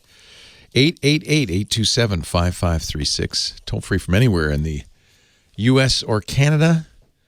Hector in Napoleon, Ohio. Hello, Hector. Hey, Leo. How are you? I'm great. Thanks for hanging on. Yeah, thanks for taking my call. I have a question. I have, so on my contacts, like for my wife or for my kids, I would put like a little emoji behind their name. Aw. Just something fun. That's a good idea. I like that. For my wife, I would put queen, like the princess emoji. Oh, I'm going to do that. For Queen Bee. Oh, that's a great idea. Yeah, but when you do voice to text, it also puts the emojis. When you say, if I was talking about my son, it'll put a soccer ball and football emoji behind his name in the body of the text. Oh, because it's pulling that, I guess it's pulling that from the contact. Is this an iPhone? It is. Yeah. Yep. So I took the emojis off of my kids' names and my wife's name. But when I do voice to text and say, text Natasha, it still does it. It'll just put the emoji in a body of a text and say, do you want to text B to Natasha? Oh. And I don't. And I've taken the emoji off the name, but somehow it's still coming up with voice to text. And I didn't know if there was a way I can get in there and take that off. Yeah, it seems like it's eventually it'll catch up. But it's so what I'm going to guess, and I'm sure I'm right on this, is it's doing something called caching. It's a technique used by computers in a lot of different contexts because it turns out when you access data once, you're probably going to access it again and again and again. So what Apple doesn't want to do is every time you type their names is go to the address book, look up the name, find it, and put it in there. So it has somehow cached that into the iPhone, and even though you changed it in the contact list, that cache obviously doesn't get updated, at least not right away. It will eventually. The question is, where is... I've been doing this for about a year. You fixed it a year ago, and it's still doing it. Right. So, great. That's the problem with caches, right? If data changes, you're caching old data, not new data. There is one place you could look on the iPhone that maybe would fix this issue. Actually, this is a really handy thing that I think a lot of people don't know about the iPhone. It has some autocomplete capabilities. It will, if you go to your settings on the iPhone, General, and then Keyboards, you'll see a text replacement feature. And one of the things it might have done, I'm not sure, but it might have added your loved one's names into this text replacement with the emoji so that it's automatically getting replaced. So the first thing I would do is go to your settings in your iPhone, General, Keyboards, and look at what you've got in there for text replacement. This is a great tip, by the way. People can start using this. So, for instance, I have in mind OMW because I say all the time on my way and so I just type OMW and it'll put on my way in. And it does that anywhere you're typing in text.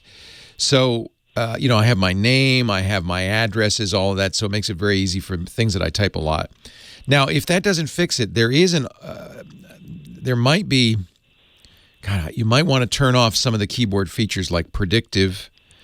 You don't want to turn off autocorrection, probably. Most people need that. I know I do, even if it's dumb sometimes. So you might look at some of the other replacements. I mean, that's what's going on.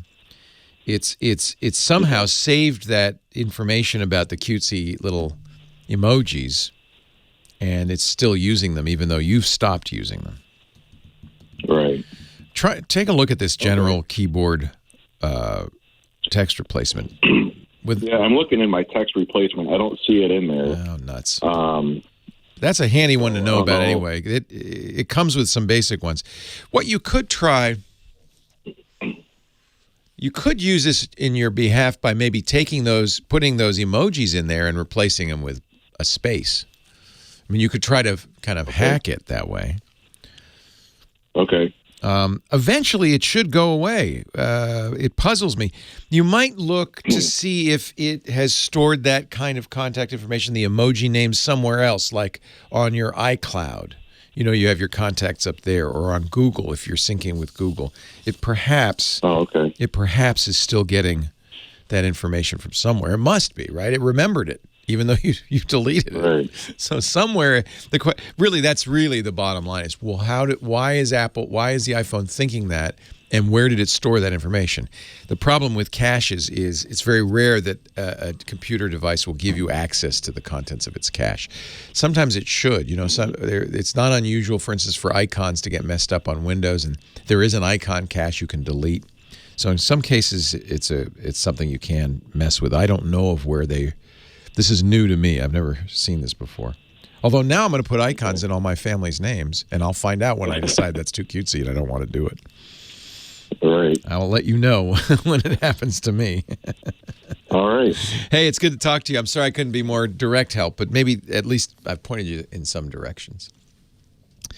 Computers sometimes remember things longer than they should, huh? Let's see. Who's next here? Line 4, it's Brett in Tacoma, Washington. Hi, Brett. Hey, Leo. How you doing? I'm well. How are you? I'm good. Just trying to figure out why my Windows 10 computer is displaying all my icons horizontally instead of vertically. Okay, now say that one again. What's it? So you have Windows 10 icons on the desktop, and you're saying instead of normally the icons show up on the desktop in a line on the right, right? Yeah. And you're saying they're going across the screen. They're aligned across the top. So this does happen sometimes if you accidentally or intentionally go into tablet mode on Windows. And once you're in tablet mode and then you rotate your screen, what's going to happen? All the icons are going to move to the top of to what is the side of the screen when it's rotated, which is now the top of the screen when it's derotated. So it's probably the case that at some point you went into tablet mode and your screen got rotated and everything rearranged. It's supposed to go back.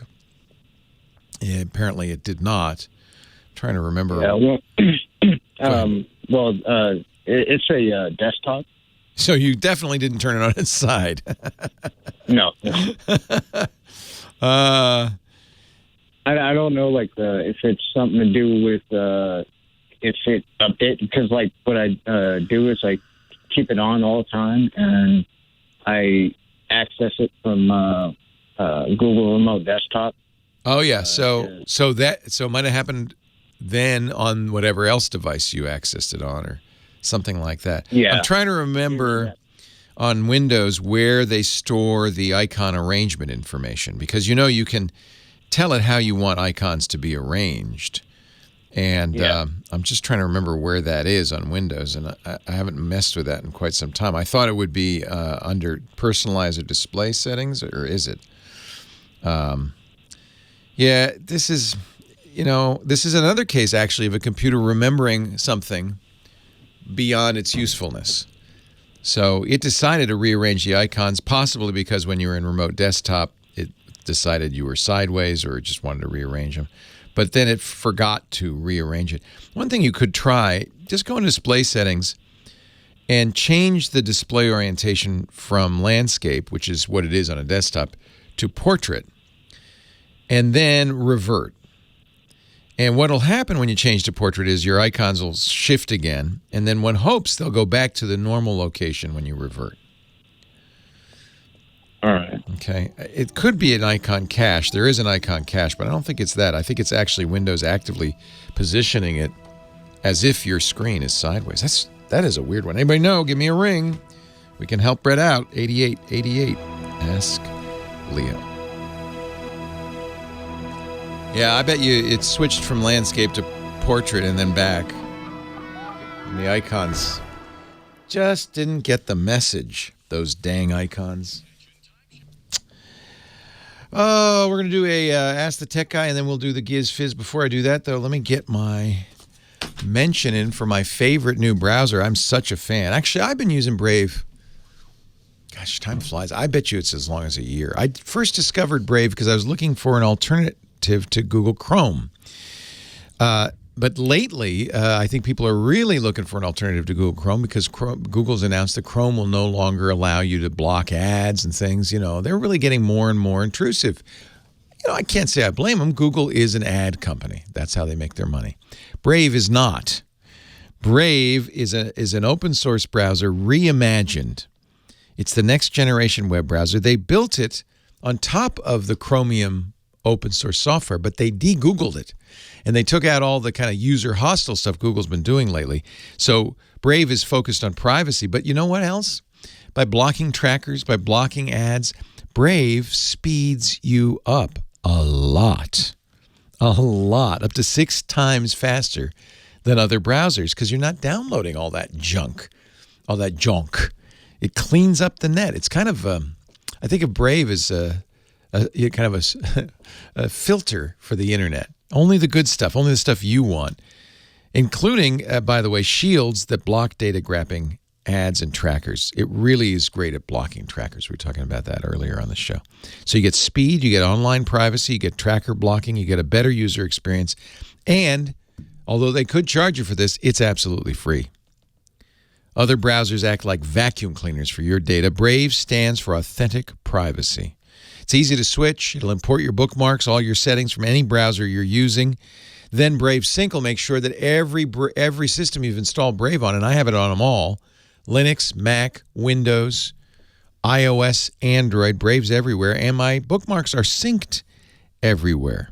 My plugins too. And by the way, it does use Chrome plugins. But I have to say, I don't need as many. I just have LastPass on there because I don't need any other plugins.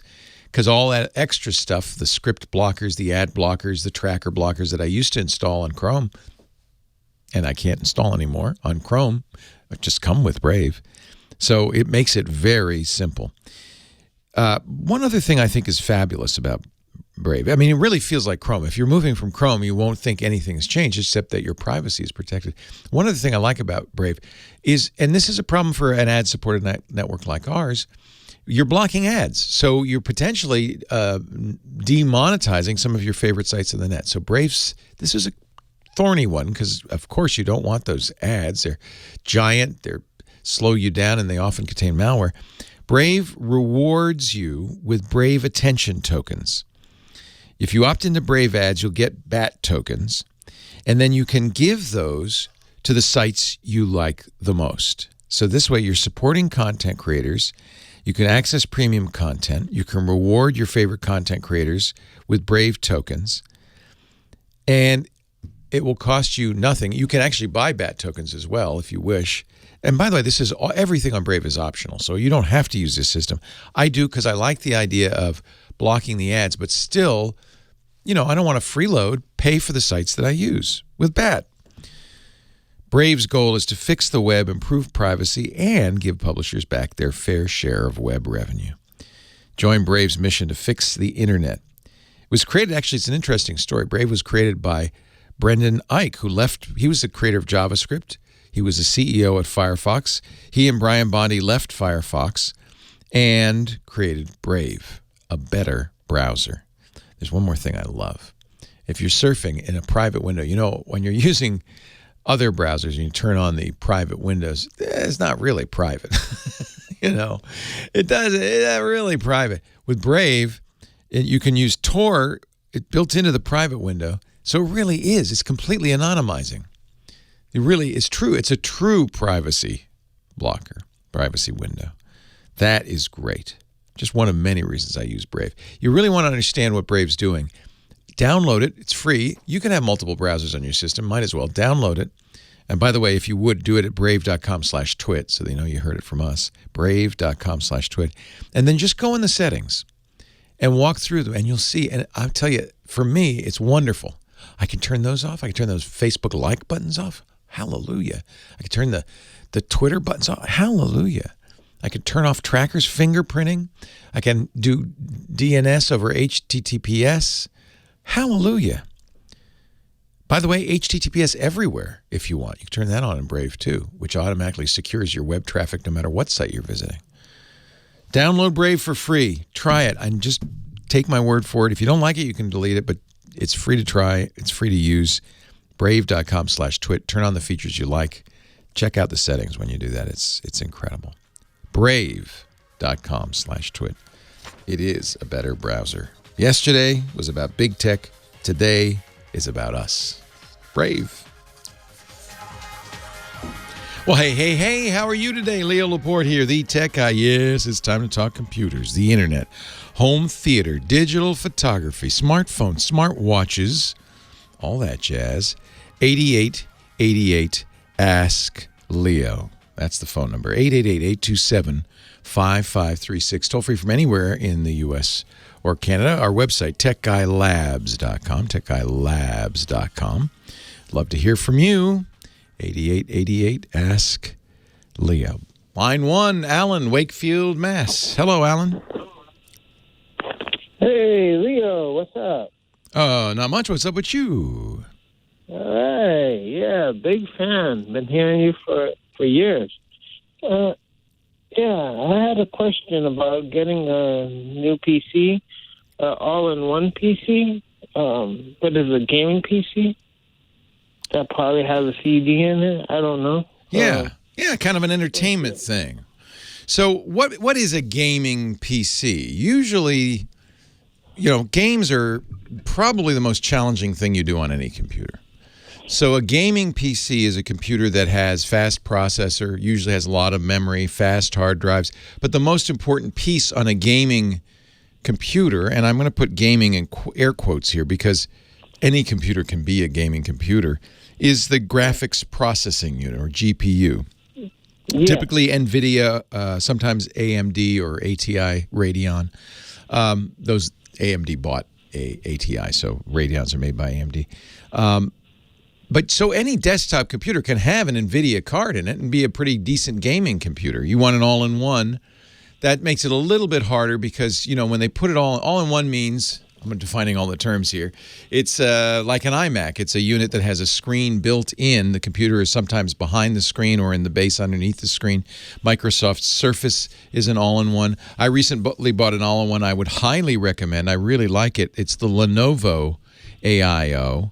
Lenovo makes, I like Lenovo's computers in general, especially like their ThinkPad laptops.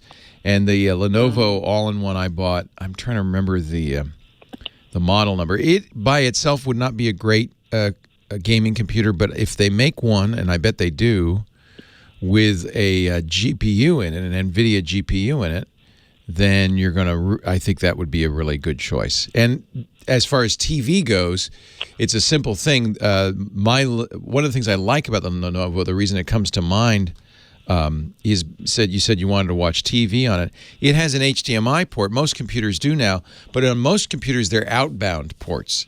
They're so you can connect the computer to your TV.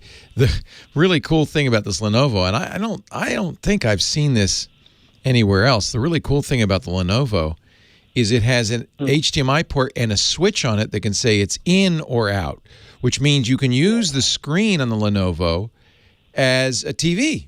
All you have to do is put, something like a Roku stick, something that has, TV in that port, and that would make it a TV. So that's a great thing. Let's see, what else do I like about it? It's got very good speakers. That's going to be important to you unless you're going to buy external speakers. But if you want to watch TV, I got the A940. But it does not. Oh, wait a minute. It does have a Radeon. It has an RX 560, so it does have a GPU in it. And an i7, fast i7. This, you know what? I think for a very good price, this would make a decent all-in-one gaming computer that lets you watch TV on it. Was that all the things you wanted? Well, just one more thing. Like, I wanted to create stuff like graphic processor. So the beauty of this is if you've got a gaming computer, everything else is easy. Because the games are the hardest thing to do. So yes, if you want to do Photoshop or create even 3D graphics with 3D software like Maya, because you have a graphics processor in there, it should be capable of doing that. Really, if you think about it, that's what a video game does. In real time, it renders 3D graphics at many frames a second. At least 30 frames, maybe more a second. That's a heavy-duty application. So any graphics program should be just fine on it. Yeah. Polar Fan in our chat room says he likes the Dell XPS 27. They're very good too. I wouldn't hesitate recommending them. If you can find one with a graphics card in it, that would also be a very good choice. Dell makes great stuff. I bought this Lenovo A940 for the studio, and it turns out it's just one of my favorite computers. The reason I really like it, again, it has this one unusual feature, which is a switch on the HDMI port that says, I want to put stuff into my screen. It's actually it'd be a great computer for students because it would be their home entertainment unit, their TV, their music player because it's got good speakers already on it. It would be a good computer for school, for gaming. Actually, maybe you shouldn't give a student a gaming computer. maybe that is a bad idea. And you know what? Give up. There's nothing you could do. They're gonna play games. There's just nothing you can do. Marty in Orange County, Leo Laporte, the tech guy. Hi, Marty. Hi, how's it going? It's great. How are you? Oh, I'm hanging right in there. I had a question on my DVD player. Yeah. Or my Blu-ray player. Yes. Windows, or not, Netflix. Yes. Sent a message and said, as of like December 1st or something, your equipment will not accept our information anymore. Oh, so you use the Blu-ray player, the Netflix software on it to watch Netflix? Yes. Yeah. So it sounds. Who makes the Blu-ray player? It's a Panasonic. So just so you know, the reason that you were able to watch Netflix on it is that Panasonic gave it kind of smart TV capabilities. A lot of Blu-ray players do this, including a processor, memory, firmware, and put some apps on there, including the Netflix app. What Netflix is telling you is, we ain't going to keep supporting that. Oh.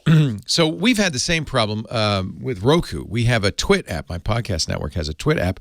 We commissioned, very nice guy wrote it. Greg did a great job. Problem was, Roku changed what we call the API. They changed how they worked, and the app needed to be rewritten from the ground up to continue to work with Roku. Craig got a real job, unfortunately, and we decided, we don't want to spend the money to completely rewrite from the ground up just because Roku changed how it works. That very likely is what happened. Either Panasonic changed how it works or Netflix changed how they worked. But in either case, both companies have to, do it. They have to create a version for that player. And they probably decided not enough people use it to make it worthwhile to update. Okay, so this is nothing that I can reprogram or add something to, or well, but the good news is Netflix comes on everything else too. Frankly, it might even come on your remote control if you have an Apple TV, a Roku, almost your TV, a smart TV. Netflix is everywhere.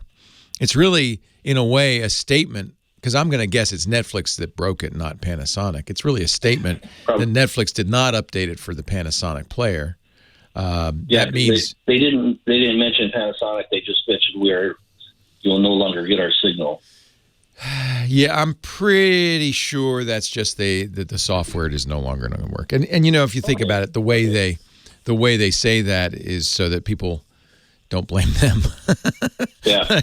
But really, what's happening is it's they're probably not updating their software. You can get for $50, you can get a Roku stick. There's lots of ways to do it. I would go with Roku. That's my favorite internet-enabled TV player. And I'll be able to get the other. Yeah, Roku has thousands of channels, and because Roku is such a big player, there's no way Netflix is not updating their app to work with it. In fact, you probably have a very old version of the Netflix app on that Panasonic player. You might be very pleased with the way it looks. Roku's Black Friday deals start in one day on Sunday, and their players start at $29. Wow. Yeah. So, and it's going to be a better experience than your Panasonic Blu-ray player, I promise. Is that online purchasing or? Yeah. Well, you can get it on Amazon, roku.com. And I bet you can get it at Best Buy and other places, yeah. Okay. All right. And that sounds great. Fantastic. Well, thank you very much. I appreciate it. My pleasure, yeah. There are three favorite devices. These devices were designed in the day when TVs didn't have an internet connection at all. And if you wanted to watch streaming services on your television, you either needed to connect a computer to it or something like that. And so Apple TV came along, Roku came along. Basically, all of these devices are small, cheap computers that you plug into your TV via the HDMI port. They're software, and they let you watch streaming services. My two favorite are Apple TV, Roku, and then I would add, it's a little lesser known, but there's an Android TV solution called Shield, the NVIDIA Shield, that I think is very good. They just came out with a new version. It's a little pricey. It's more like Apple TV price. The best deal is Roku, and frankly, for most people, Roku is everything you need. A lot of TVs have Roku built in now, but having an external box is nice too.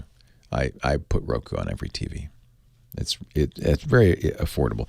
If you have 4K, make sure you get a 4K compatible Roku. That won't be the cheapest, but it looks like they have a 4K Roku Premiere for $30 in their Black Friday deals. That's pretty good.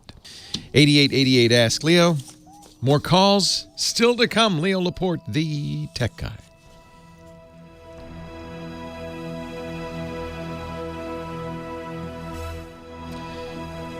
Yeah, actually, somebody's saying he had a Roku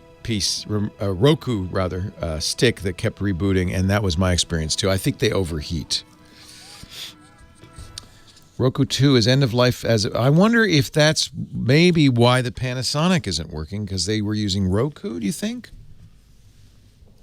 Maybe that's what it is. Could very well be there was Roku built into that UHD Blu-ray player.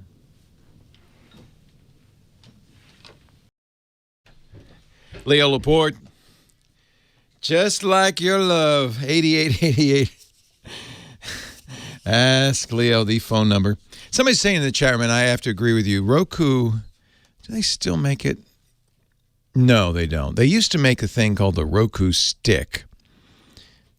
Oh, they do. Yeah, actually, it's not an inexpensive device. It's $50. It's convenient because it looks like a USB key, a little thumb drive, but except instead of USB on the end, it has a HDMI connector. You could plug it right into the back of the TV, so it internet enables any TV set with an HDMI port. But his experience was the same as mine, which is it overheated a lot, which meant it rebooted frequently. I think they're putting too much circuitry into too small of a container. Now, maybe the new Roku sticks are better, because this was a couple of years ago. But I think I'd prefer, instead of getting that little tiny stick, it looks nice because there's no wires. It's easy. Let me get one of the little Roku boxes and plug it in via cable. That might be a better way to go. 8888 Ask Leo, the phone number, line 2. Vivian, Long Beach, California. Thanks for hanging on, Vivian. Hi. Hello. My question is that I wanted to get a computer for my 12-year-old daughter. Oh. But that's nice. I'm not tech savvy. I bet she is. Well, does she know what she wants, or is she also in the dark a little bit? She is just right now into playing games. Yeah. What game? Minecraft, stuff like that, or? It's all these little games you can buy from Apple. Oh yeah. The Apple Arcade stuff. Yeah. So she's in 6th grade. Is she going in, or is she in middle school already? Well, 6th grade in my district is middle school. Yeah, next year 7th. So she's going to start doing. It's really a good time to get a computer, actually, because she's going to start doing reports and stuff. I remember I got a typewriter in 6th grade. Right? I'm old. So you don't get kids typewriters anymore. You get them computers. No. So if it makes this feel any better, that's kind of what you're doing. You're getting her something she can do research on, she can write reports on, and yeah, she'll play some games on them too. Right, and you know what? I wanted to have one that she can have for a long time, so I don't have to buy a new one. Of course, right. You know, I want her to have so she can stream movies on it, and I know she. You see her taking this to college, don't you? I would like to. Yeah, but I know right. That's not reasonable. No, you'll, but that's okay. But that's 6 years off. You'll be getting her probably another computer in 6 years. But we can get a computer now that will easily take you through those 6 years. Take her through high school. Okay. So there's a couple of things you have to think about. One is, do you want a laptop or a desktop? Now, I'm going to recommend a desktop. You were going to say laptop? Yeah. Here's why I recommend a desktop. For one thing, she's in an age where if she has a laptop, she's going to, at some point, start taking it into her bedroom and closing the door. Now, you may not mind that, and you may trust her. But my experience with teenagers is it's nice to have a desktop in a public-ish space. You know what I'm saying? They're less likely to get into trouble that way. Okay. And a computer, you can get into trouble in so many different ways. And I know she's a good girl. If she's a girl, if it were a boy, I'd say definitely not. But still, chatting with people and stuff. It's just nice to kind of have some oversight. And the best way to have oversight is just have it in public. That way, also, if she's gaming till 3 a.m, right? That happens sometimes. They get addicted to these games and then they don't go to bed. If it's in her bedroom, there's no way to really, it's hard to see. If it's out somewhere where other people are, near the living room, she can have a kind of private space, so somewhere somewhat more public. So, and if it's a laptop, it doesn't matter where you put it. She's going to take it into her bedroom. Laptops also don't last as I'm sorry, go ahead. I was saying I didn't think about that, but you're right. Yeah. Laptops don't last as long also because they get thrown around. They're also more likely to get stolen. So if you want this to last through high school, a desktop's better. She won't be happy. She'll want a laptop. And maybe you know your daughter. I don't know your daughter. Maybe a laptop's appropriate, but that's something to be aware of. She needs to take a laptop. You have to take better care of. You have to be careful. You can't. It can get stolen if you take it out of the house. It's like a bicycle. And desktop. Well, it's a lot harder to steal. Plus, it's more upgradable usually. Okay. Ideally, the perfect student computer probably is an iMac. These are not cheap. iMac. Yeah. Okay. I'm talking about $1,200. But that would last her 6 years, and it would get everything she needed done. And you already have an iPhone, so you're kind of in the Apple world anyway. So the iMac, that's a desktop? Yep. It's an all-in-one desktop. Okay, Hang on a second. I got to take a break. They're making that funny sound that means I have to stop talking. But you hang on. I can talk to you off the air. Leo Laporte, the tech guy. More of your calls right after this. Many schools, I don't know if your school does this, do have Chromebooks available for the students. Yeah. She does have that at school. Right. Chromebook. But she can't take that home. No, she cannot. So you might check in with her to see if she's happy with the Chromebook. Because if she is, then you can get her one for home. I know she uses G Suite. Yeah. Or G Suite you can use on any computer. She'd be able to log into her her school account. She has a school account. You'd be able to log into that. My daughter used it even not just in high school, but in college. This is pretty universal. And any computer will do it. Chromebooks are cheap, secure, reliable, and they're not as general featured. For instance, she won't be able to play the games she probably wants to play on it, which may not be a disadvantage. That's why schools like them. Oh, okay. And then can she look at? Can I put Netflix on the Chromebook or no? Yeah. You don't put it on there. You surf to the Netflix site, so she could watch Netflix. You can watch YouTube too, which I bet for a 12-year-old is probably even bigger than Netflix. I'm guessing. Right. And then I was told that since I'm from Long Beach, that I don't have to get MS Office because she can log into her G Suite and then get Yeah, they don't have. They may have a license for Office, but it's much more likely they're using the G Suite word processor, spreadsheet, and all those things. Yeah, so she already has that account. She doesn't have to do anything. So there might be a case to get a Chromebook for her that she can have at home. She already knows how to use it. It works exactly the same way as her school one. It won't be so beat up. It can be more powerful. Google makes a very nice Chromebook for students called the Pixelbook Go. Okay. So I would look at that.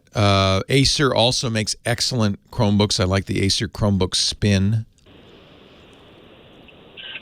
Okay. And then how much RAM and memory should I have? Well, if you get a Chromebook, it's different than if you get a Mac. If you get a Chromebook, 4 gigs of RAM is plenty. Storage is irrelevant because everything you do is stored in the cloud. Oh, I see. You have internet at home, obviously. You watch Netflix, so. Yeah. So, it needs internet access. So, honestly, I would ask her, an iMac would be really nice. You would be splurging. But an iMac would get her through high school and probably into college. It's an all-in-one, so it's beautiful. It's just a big screen on a stand with a keyboard and a mouse. Because she's playing on her iPhone, if she's playing the Apple Arcade games on the iPhone, you could play those on the iMac. It's got also G Suite, of course, same with Windows. So it's really going to come down to you, your budget, and kind of what she thinks would make more sense. She's already using Chromebooks. Yes, she is. Okay. All right. Well, that helps me a lot. Thank you very much. Oh, you're welcome. I think it's so great that you're going to do this for her. I think it's a wonderful idea. Is she kind of geeky at all? No. She just likes okay. the games right now, and whatever she has to do for homework, she goes into her G Suite. Whatever, and does it. Yeah. So Chromebook. So she's already using a Chromebook. That would just get her a Chromebook. Look at the Pixelbook Go. Sorry, not Slate. Go. Go. Yes. Yeah. Store.google.com.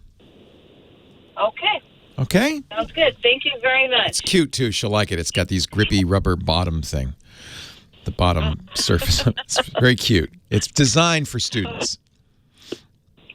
Okay. All right. Have a good one. Take care. You. Bye-bye. Bye. That's a problem because that one she is going to take in her bedroom. But the good news is she can't really get in any trouble. A lot of kids these days have computers in the school. I was talking off the air with our mom who wants to buy her 12-year-old a computer. And I said, well, does the school have? She said, yeah, they use Chromebooks. Oh, well, that's a different matter. She's in the Long Beach school district. In Long Beach, they provide Chromebooks, and you automatically get a G Suite account. That's what the students use for their homework. So it seems like for her, a Chromebook at home, since she can't take the school one home with her, would be the best choice. And Google actually has one designed for students they just released called the Google Pixelbook Go. It's really made for students. Even the pictures have students. 13.3 inches is kind of small, but that's fine. It's a nice little Chromebook. So that's probably the way I'd go. Save her some money. Hey, I want to mention one thing. Our mothership, the great KFI AM 640 in Los Angeles. Since you're in Long Beach, this might be of interest to you as well. Every year does a pastathon to feed hungry kids in Southern California. They feed 25,000 kids, and it's such a great thing. This is the 9th annual pastathon. You can go to pastathon.com to find out more, pastathon.com. But what they're asking you to do, I love this. If you're in the area, you might want to go to Smart and Final. They sell virtual bags of a Barilla pasta and sauce for $10. That money will go to help feed these kids. It's available at all Smart and Final stores in California, Arizona, or Nevada. And I just wanted to, because KFI is such a great station for us, and they do such good work for the community, I just wanted to pass that along. Pastathon. It's hard to say. Pastathon.com. I think they should rename it to Pastapalooza. It'd be easier to say. Pastathon.com. Johnny, Atlanta, Georgia. Leo Laporte, the tech guy. Hi, Johnny. Hey, Leo. How are you today? I'm wonderful. How are you? Good. Listen, I think I panicked today with the Comcast technician, and I want your. You panicked. You panicked. I know he was peppering you with questions, and you just went crazy. What happened? Well, I'm an IT professional. Oh well, you shouldn't panic. I know. That's why I didn't talk to Leo. What did I do? I work all the time out of my house. So on Thursday evening, sometime overnight, here in the northeast part of the Atlanta area where I live, the internet went down. Yeah. Okay? And I got up in the middle of the night, so I knew it was down because I have one of those ring chimes. Yeah. That plug in. Yeah, my IoT devices all complain out loud. You're like, yeah, we don't have internet. We don't have internet. Help us! Oh my God! So I thought, okay, well, hopefully it'll be cleared up by the morning, right? So when I get up in the morning, it's still out, and I thought, okay, well, I'll call Comcast and I'll see what the problem is. Well, you call in, you get the automated system, and it says there's a power outage. Oh, thank you. Area. Yeah. Yeah, and so then they, somehow you can set it up where they text you to right. When the service is back up. So at 9 a.m., I got a text saying all the service was back up. Now, I have an Aris SB 8200 modem. Yep. Okay, got my own. I know you've always encouraged. That's what I use. Modem. Yep. I use a different model, but that's what I use. Yep. Okay, I purchased it in December of 2017. Okay, so it's pretty recent. Yeah, so not even 2 years old. So anyway, all of my neighbors, because how the neighbors stuff, their service all came back. Now I'm on the gigabit service, and so I was thinking, because mine didn't come back up. Oh no! Well, there must be something special with my connection, because I know I've got some special wiring out there outside my building and everything. So I thought, well, maybe that's it. So I scheduled a service technician for today because I never had internet yesterday at all. Oh, and you work at home. This is non-trivial. I've got a hotspot. Yeah. Right. I have AT&T and I have Project Pi for Google. So I had two hotspots that I could use. They're not the greatest, but at least they can get you by, in a pinch. So anyway, so I thought, well, I've got to get this resolved as soon as possible. So the technician came out today. Well, what had happened is that what they claim is that Georgia Power, our main power company here, had some kind of power surge in the area that affected Comcast equipment. Okay, where the businesses were out, almost all the residents were out, and affected a lot of stuff. I don't know all the technicalities of it. And so he looked at my modem, which, by the way, the green light was on, the power light was on. He claimed, his theory was, because he tested on my lines, they all worked fine coming into the house, and all the lines checked out fine, that because of that power surge, something got hosed on that modem. That can happen easy. But the power light was on. The power light was on. So usually when something gets hosed, you lose the power, right? Not necessarily. Okay. So a power surge, which is a frequent result of a power outage, when they turn it back on, often you get a big wave of power coming through, is in some ways, that can damage any kind of electrical components. That's why we have surge protectors, right? Low power is also a bad thing. And so sometimes before an outage or after an outage, the power isn't up to spec. It's actually low. That can even be more damaging. That's why surge protectors often are accompanied by batteries to kind of smooth out the power, a uninterruptible power supply. So a power conditioner is a good thing. Your cable modem could have just happened to get a little spike go through it. Didn't fry the power supply, didn't fry the whole modem. Maybe just fried that little chip that does the decoding. So you don't even think a reset on that would have done anything? No, if it's physical damage, that's physical damage, and chips are very sensitive to this kind of thing. So I went ahead and let him install one of their modems. I know you're kind of against that. No, I'm not against it. I'm not against it. It's fine. It's especially you have business cable, right? Business modem. Exactly. Yeah. Well, it's not. In fact, I for a long time used Comcast's business modems, business router, even though it wasn't very good, because you can't have there's all sorts of disadvantages to not doing it. You can't get a static IP address and things, or you have to pay extra. It's not really a business account that I have this set under. It's really a consumer account. Oh, all right. Okay. I'm an independent LLC. You could go out and get a new Aris, but the reason I generally say you want to do that is just it costs money. You have to rent it. How much they charge you a month for renting their modem? They've gone up to $13 a month. Yeah. So a cable modem's $90. So in less than a year, you're saving money. So you would recommend go ahead and just replace that Eris, even though... Well, it's complicated because then you have to call them. They have to ping it because they've registered the MAC address of their modem. So they may need to have you call them with a new MAC address and so forth. But that's all right. It's legal. Yeah. It's fine. I don't have a problem. I'd rather pull my hairs out than call Comcast ever. But if you don't mind... Eris gives you good instructions on... Yeah, no, the Erises are great.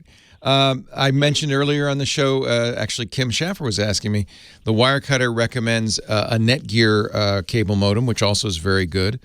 Using your own cable modem, you're going to get the modern gear, you're going to get gear that hasn't been used by 15 other people, and you're not going to pay a rental fee. So I think it does make sense, but it's not the end of the world to use theirs. If it's working, this is your business after all. And by the way, don't forget, if it had fried their modem, they would just give you a new one. Well, that's what I was thinking. It's like, okay, now you do the math. 12 times 13. You're right. You got to look at the cost, and then you got to look at the convenience factor. Yeah. And so nothing wrong with that. Nothing wrong with that. I did like this stuff. So you didn't panic. If you like it, it's a good modem, and it works for you. You've got to run your business on it. I'd stick with it. Leo Laporte, the tech guy.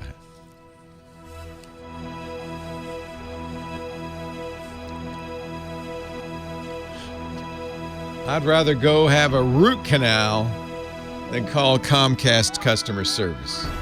I would. Everybody, disco down. Leo Laporte, the tech guy. Lady Laura, our musical director, plays disco every day at this time because, well, we want to give Dick DeBartolo a chance to dance his way into the studios. Hello, Dickie D. And get his heart started. What was the show that was it the Tonight Show? That you were danced your way and fell and collapsed? Oh, yes. Gene Rayburn was co-host, was filling in for Johnny. Yeah. And I back then I could take great pratfalls. And Gene said, come on the show and think of a way. So I wrote this little 30-second thing that I was the head of the National Safety Council. And with the holiday weekend coming up, we needed safety tips. And then I came out and, if you just go to YouTube and type in... You fell, you stumbled. Did they have to carry you off? Ed McMahon and Gene carried me out, and as they carried me out, and I took a ream of paper with me. I said, Gene, when I hit the thing, I'll throw the paper in the air. And then on the way out, I said, read the booklet. It's about safety. That's a great bit. Is that on YouTube? Yeah. It's on YouTube. Oh, that's so funny. Yeah. Oh, my goodness. So Dick, besides being a legendary funny man, is also Mad Magazine's maddest writer. He's appeared in every issue of Mad Magazine. And now I understand the new owners have promised, DC has promised to keep you in every new issue from now on. Even if it's a reprint. Wow. That's respect, dude. That's awesome. Yeah, that is. It really is. And I paid them, God, less than $1,000. That was cheap. It was cheap. They are so desperate for income of any kind. So Dick is he doesn't do funny bits for us. Actually, he does. But really, he's here as our gizmo wizard. He is the king of gizmos. We call him the Giz Wiz. And every week brings in something fun or cool or different. Legendary funny man, Dick DeBartolo. So do you remember Sony's Aibo? Yeah, it was a robotic dog. Okay. And that was from CES 2009. Wow, 10 years ago. Yeah. So at a recent, it was CES Unveiled, they have a new Sony Aibo, which they say is totally updated because artificial intelligence and solenoids and everything has improved so much. There's a lot of hand-waving in that statement. Oh, yes, my gosh. So... It's cuter, though. I'm looking at the picture on your website. It's very cute. But the last one was $1,500. Right. This one is $2,900. What? Yes. $3,000? What? Yes, and they position it as an autonomous companion robot to bring fun and joy to the household. Oh, fun. Oh, joy. Yeah. Now, the great thing, Leo, is last week I went to it's called Well Now, a Pepcom show about wellness. And they have a totally different take. They have a company called Joy for All Companion Pets. Now, their companion pets really look like a dog or a cat. They have a puppy and they have a brand new kitty. And they also are automated and they purr and they meow. Oh, and they actually have fur. The Aibo is just hard plastic. Yeah, exactly. And they range from $60 to about $120. Oh, you could buy 50 of them for the cost of one Aibo. Yes. And I spoke to the guys, and he said, we worked with a lot of elderly people about what they like about pets. And the guy said, the strange thing is, some of them liked that a cat will do, when they pump their paws on your chest. Yeah, I don't like that because they claw well, you. they said they like that, and so they developed a cat that can do that. Without any clawing. Well, yeah, exactly. And so there's no feeding. There's no walking. They're actually quite cute and quite affordable. So it's two totally. If you're a total techie person, you can check out the new Sony Aibo. But if you have an elderly person who love pets, this is a possible Christmas gift. Yeah. So shall I get one for you, Dick? No, right now I have a real one. Yeah. Right? Yeah, you have an actual dog. Yeah. I have an actual dog. Yeah. And he gives me lots of fun and joy. For some reason, the pet pup, the dog, is twice as expensive as the cat. I'm not sure why. And also, they took a shortcut, which I thought was good. I said, what does the cat do that's different? He said, well, the cat has 82 movements that they just randomly pick up. He said, because that's what cats do. That's a cat. That's a cat. That's a cat. There is no rhyme, no reason. Cats live in their own universe. And exactly. That's interesting. Yeah. I actually would love to play with both of them just to kind of see. Let's get an Aibo and a couple of these. I think you should. Joy for All I mean, the Aibo is very sophisticated. When it starts running out of power, it goes back and it sleeps in its bed. But the bed is actually a charger. Yeah. Can I point out there are literally thousands, maybe millions of beautiful pets and animals waiting at your local pound that need a new home. That's where you got yours, I know. Oh my gosh. I give so much money to animal charities and adopting a cat or a dog is a great thing to do. Wonderful thing to do. Yeah. Don't spring it on someone as a gift if they're not. No, you need to do it, not them. No, you need to do it. It's not a gift. Exactly. Yeah. Exactly. Yeah, Lisa, my wife, talks about how her aunt took her shopping one day outside the grocery store. Of course, there's the box of little kitties, and Lisa was probably 7 or 8. Said, please, can I have one? And her aunt said, sure, and they took it home. But when her aunt dropped her off, she drove off quickly because she knew that Lisa's mom and dad would not be happy. See ya. Bye-bye. Have fun with that cat. I'll be back in about 2 years. Yeah, right. Dick DeBartolo's website is gizwiz.biz. You can go there to learn more about both the Aibo and the Joy for All companion pets. You can also play the What the Heck Is It contest, a chance to win an autographed copy of Mad Magazine. Gizwiz.biz, his fabulous podcast, all about gizmos and gadgets every week with Chad Johnson, is called Gizwiz, and it's at gizwiz.tv. Thank you, Dickie D. Perfect, pal. See you next week. Yeah. Take care. That makes me want to go to the pound and get a nice dog. Oh, I miss our puppy. We lost our puppy a couple of years ago, and we have 2 cats, though. Yes, and they were rescues, of course. Thanks to all our sponsors. We have a great free website, no sign-up needed, where everything we talked about today and on all our shows, going back to January 2004, they're all on the website, techguylabs.com.